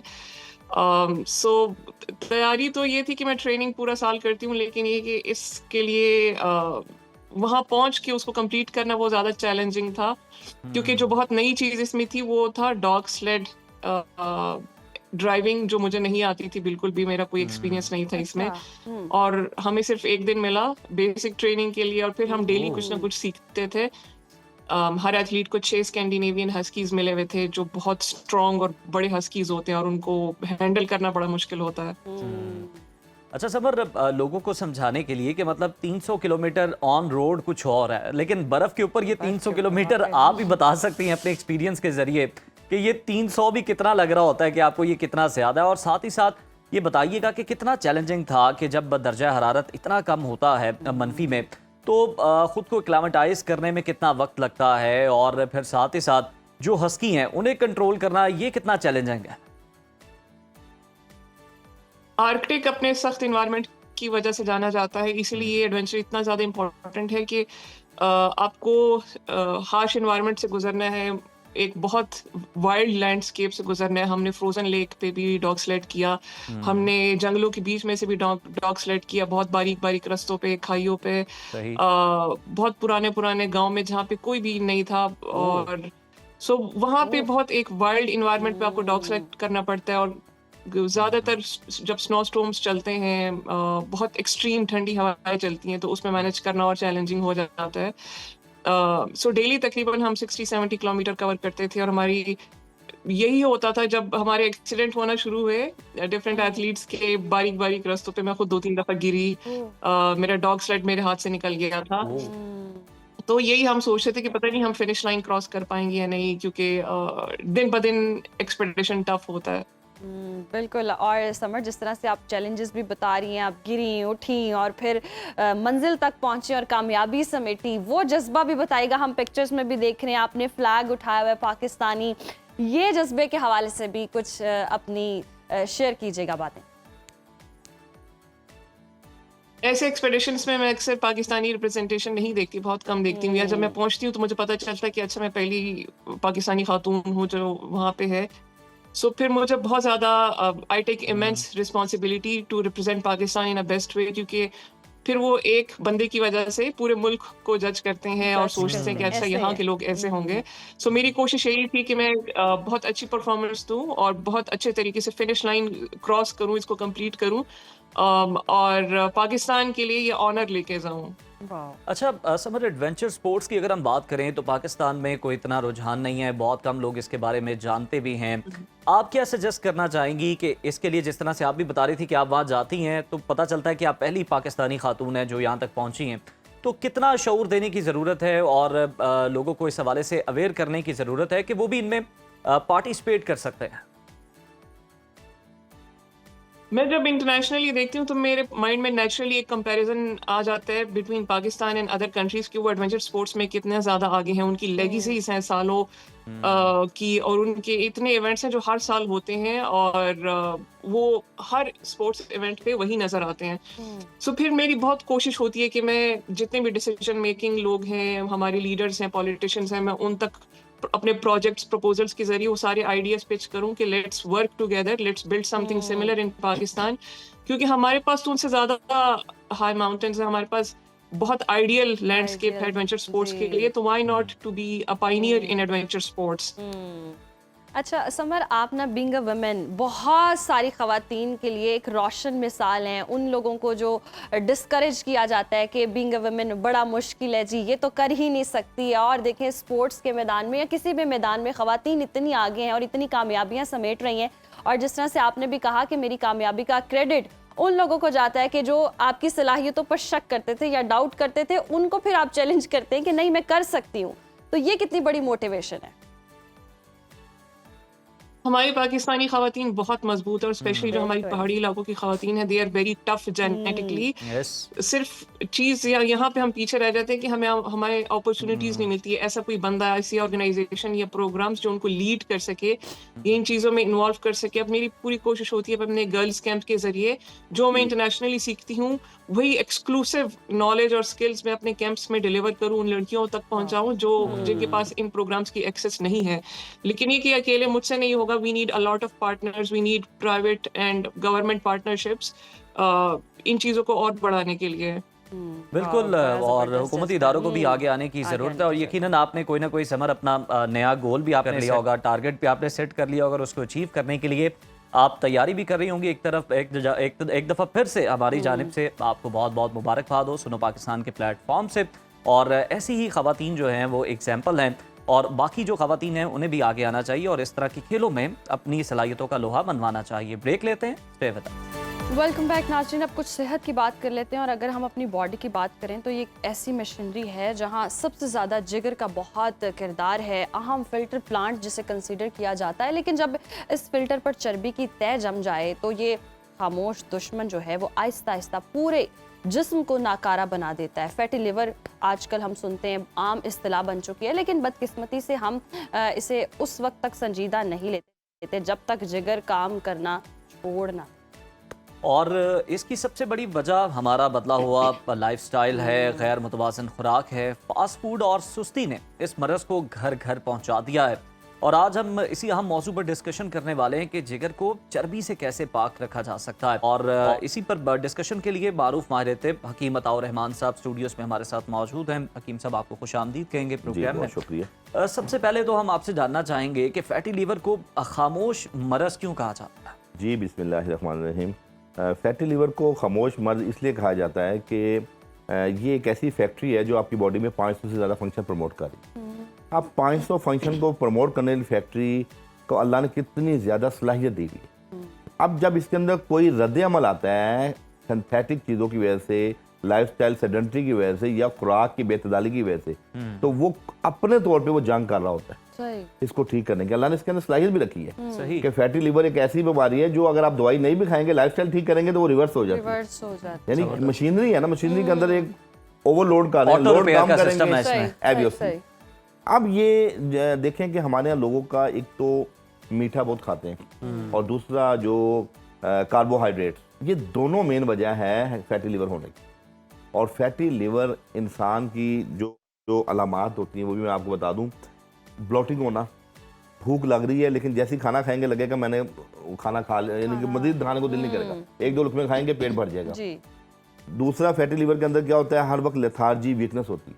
और फैटी लिवर जब ग्रेड 2 और उससे ज़्यादा तजावुज़ कर जो एक हमारी बॉडी में एमोनिया लेवल होता है जो बढ़ जाता है, जिससे चक्कर भी आते हैं। और इसकी एक ऐसी, और फिर जब आपका फैटी लिवर होता है तो आपकी पूरी बॉडी के अंदर देखिए कोलेस्ट्रॉल लेवल डिस्टर्ब हो सकता है, आपकी पीएच है हाइपोथैलेमस जो अल्कलाइन और एसिड की, वो डिस्टर्ब हो सकती है। फैटी लिवर बढ़ने से आपका जो प्रोथेबुलिन टाइम है, क्लॉट बनता है जिससे हार्ट फेलियर, ब्रेन का ट्यूमर, वो ब्रेन के अंदर मसाइल बनते हैं, वो हो सकता है। फैटी लिवर ज़्यादा होने से आपके अंदर जो हाथ पांव जलना, हार्मोन डिसबैलेंस, शुगर, देखिए मेटाबॉलिक जो टाइप 2 शुगर है उसकी मेन वजह फैटी लिवर है। और मैं आपके इस प्रोग्राम से तवज्जो से ये कह दूं कि जिन लोगों को ग्रेड 2 फैटी लिवर है वो अपने आप को शुगर का मरीज भी समझ लें। अच्छा। हकीम साहब, फिर इसकी अलामात भी बता दें ताकि अलामात में मैंने अर्ज किया कि हर वक्त लो ग्रेड फीवर रहेगा, हर वक्त ब्लोटिंग रहेगी, नोजिया रहेगा, भूख प्रॉपर नहीं लगेगी और आपकी आंखें और ऐसे जलेंगी जैसे कि कोई आपने कितनी गर्म चीज खा ली है। फिर इसके अंदर आपके अंदर क्या, पूरी बॉडी के अंदर एक लेथार्जीपन रहेगा, वीकनेस रहेगी, आप आलकस आ जाएगी, आपका दिल नहीं करेगा उठ के आपको काम कर सकें।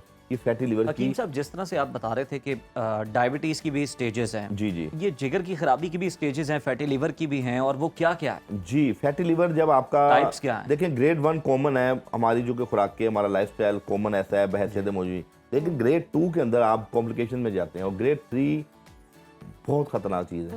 उसमें आपका टमी, पेट जो है ना बहुत ज़्यादा बढ़ जाता है, पूरा वजूद आपका नॉर्मल होता है और आप किसी एक स्पेसिफिक एरिया से बढ़ता है या ओवरऑल बहुत ज़्यादा बढ़ जाता है? नहीं, ये बेसिकली जब फैटी लिवर होता है और सोजिश होती है साथ, तो आपका राइट साइड पे ये आपका लिवर मौजूद है और ये साइड आपकी पहले ना यहाँ पे टेंडरनेस आती है, फिर यहाँ पे जब आप झुकते हैं ना तो आपको यहाँ दर्द महसूस होती है। उसके बाद फिर जब आपका पेट बढ़ता है तो इस साइड से ज़्यादा बढ़ेगा, इस साइड से कम बढ़ेगा, ये उसकी मेन निशानी है। आप अगर पेट का मुआयना कर लें। दूसरे नंबर पे खवातीन की जो वेस्ट है, अगर वो 35 इंच से ज़्यादा तजावज़ कर गई है तो अल्टीमेटली वो फैटी लिवर ग्रेड 2 का शिकार है। और मेल्स के अंदर 40 इंच से ज़्यादा उनकी वेस्ट अगर तजावज़ कर गई है वो समझ लें अलार्मिंग है उन पे दफा 144 खाने के वाले से नाराज है। अच्छा, तो हकीम साहब ऐसे खाने में हम क्या गलतियां कर रहे होते हैं? मीठा बहुत एक्सेसिव। जी, उसमें देखिए हमारे यहाँ लोग एक बहुत बड़ा अलमिया है कि हम कहते हैं हम चीनी नहीं खाते, मीठा नहीं खाते, पर हम बोतल पी रहे होते हैं। अब जो हमारी कोला ड्रिंक्स हैं, एक 250 ml की कोला ड्रिंक्स के अंदर 7 टेबल स्पून चीनी होते हैं। हम चीनी बज़ाहिर चाय में नहीं पी रहे होते, पर हम जिसमें आप कह लें मिठाई में खा लिया, या हमने किसी और यार आप ये देख लें बेकरी आइटम्स बिस्किट के अंदर आपके कार्बोहाइड्रेट के साथ जब मीठा होता है तो सबसे ज्यादा फैटीपन वहां आता है। यहाँ लोग एक कप चाय के साथ 10-10 बिस्किट डुबो के खा रहे हैं, केक रस डुबो के खा रहे हैं। सबसे ज्यादा बेरा गर्ग जो फैटी लिवर का जो हमारी बॉडी में करता है वो ये चीजें करती हैं। बेकरी आइटम हमारे घर की जीनत बन चुकी है, हमारे नाश्ते की जीनत बन चुकी है। ये भी मसला है कि जिसको फैटी लिवर का इल्म हो जाए या उसे लगे कि उसमें ये अलामात आ रही हैं, लोग गोश्त खाना छोड़ देते हैं। क्या गोश्त मना करते हैं उसमें? बिल्कुल भी नहीं। फैटी लिवर का गोश्त के साथ बहुत ज्यादा कोई ताल्लुक नहीं है। मैं ये यहाँ तक कि हमारे पास जो प्रैक्टिकल लाइफ में मुशाहदा होता है, पेशेंट्स आते हैं, मैं उनको कहता हूँ आप प्रोटीन लें, आप अच्छा प्रोटीन बॉडी के लिए लें, वो आपको फायदा देगा। लेकिन फैटी लिवर के अंदर आपको कार्बोहाइड्रेट जितने कार्ब्स हैं, आपको पता है आपके चावल में, आपकी गंदम में भी कार्ब्स हैं। तो जो फैटी लिवर के पेशेंट है वो 2 दिन जौ की रोटी या जौ का दलिया लाजमी लें। इसी तरह आप चीनी को बिल्कुल छोड़ दें, ठीक है, चाहे वो मशरूबात की शक्ल में, चाहे वो सिंथेटिक आपके जूसेस हैं। इवन के जो जूसेस आप फ्रेश जूसेस तैयार करवाते हैं, आपको क्या पता कि वो आप स्ट्रॉबेरी का जूस पी रहे हैं, आप फालसे का जूस पी रहे हैं, उसमें चीनी कितनी डाल के वापस दें, और आप बज़ाहिर अपने मेंटल सेटिस्फेक्शन करते हैं कि मैं फ्रेश जूस पी के आया हूं, तो वहां आपका लिवर फैटी होगा, वहां आपको बजाय पतला होने के, एनर्जी मिलने के, आप बीमारी की तरफ जाएं। अच्छा हकीम साहब, अच्छा ये जेनेटिकली कितनी आगे ट्रांसफर होती है? अगर पेरेंट्स को है फैटी लिवर का मसला तो आगे बच्चों में कितना खतरा बढ़ जाता है? जी बिल्कुल, देखें मरूसी तौर पर भी फैटी लिवर, ये जाहिर बात है कि जिस घर के अंदर वालिदैन जो खुराक खा रहे हैं और बच्चे भी वही खुराक खा रहे हैं, या बच्चे जो खुराक खा रहे हैं वालिदैन की मजबूरी है कि वो भी वो खुराक खा रहे हैं। मैं ये समझता हूँ कि इस वक्त हमारे पूरे पाकिस्तान में तमाम लोगों को अपने लिवर का टेस्ट करवाना चाहिए। और अगर आपका लिवर आपका सही काम कर रहा होगा तो आप यकीन कीजिए, आप कैंसर जैसे मोजी मर्ज, आप ऑटो इम्यून जैसे मोजी मर्ज से आप बच जाएंगे। लिवर ही की वजह से आपकी बॉडी में बहुत से मामलात होते हैं, और जितने हमारे कोहना तिब्बा थे उनका फोकस ही मेदे जिगर पे होता था। जब वो कोई नब्ज दिखाता था कि कोई मरीज हमारे पास आता था, हमारे बुजुर्गों के पास, वो कहते थे आप अपना मेदा जिगर ठीक कर लें। मेदा जिसमें इंसानी का हौज है और जिगर इंसान की मशीनरी है, और दोनों का कोलैबोरेशन कंट्रोल आपकी बॉडी को चाकू चौबंद रखता है। हकीम साहब, आप जो बात बता रहे थे कि कार्ब्स जो हैं वो लेने से उनमें भी चूंकि फैट होता है तो वो हमारी लिवर जो है फैटी हो जाता है। ये भी सुनने में आता है कि जो बड़े सगीर है इसमें चूंकि चावल का, रोटी का इंटेक बहुत ज्यादा है, तो आप जिसका भी टेस्ट करवाएंगे उसका किसी ना किसी स्टेज में, ग्रेड में फैटी लिवर जरूर निकलेगा। एक तो इस बात को भी बता दें कितनी दुरुस्त है, और साथ हमें कोई तरीका बताएं कि फैटी लिवर जो है, लिवर के ऊपर फैट जम चुका है, उसको पिघलाना कैसे है? एब्सोल्युटली, ये सोल्यूशन की तरफ हम आते हैं। देखें, हर शख्स को, जरूरी नहीं डायबिटीज पेशेंट हो या फैटी लिवर का हो, अपने घर के अंदर मल्टीग्रेन आटे की तरफ आना है। अब हमारी जरूरत है सही गंदम, अगर आप नहीं, मैं ये नहीं कहता कि आप गंदम छोड़ दें या आप चावल छोड़ दें, लेकिन काम तो कर सकते हैं ना। या उस गंदम के अंदर आप बाकी चीजें, मकई का आटा है, जौ का आटा है, जवार का आटा है, ये चना जो है, बेसन का आटा है, इसकी आप एक मखसूस मिकदार मिला दें, उसकी रोटी आप सब खाएं, एनर्जेटिक भी है और आपका फैटीपन भी कम होगा। और इसी तरह हफ्ते में 2 दिन जौ का दलिया लें। नबी मेहरबान तलबीना के बड़े शौकीन थे, और तलबीना क्या चीज है? जौ का दलिया, दूध और साथ वो शहद है।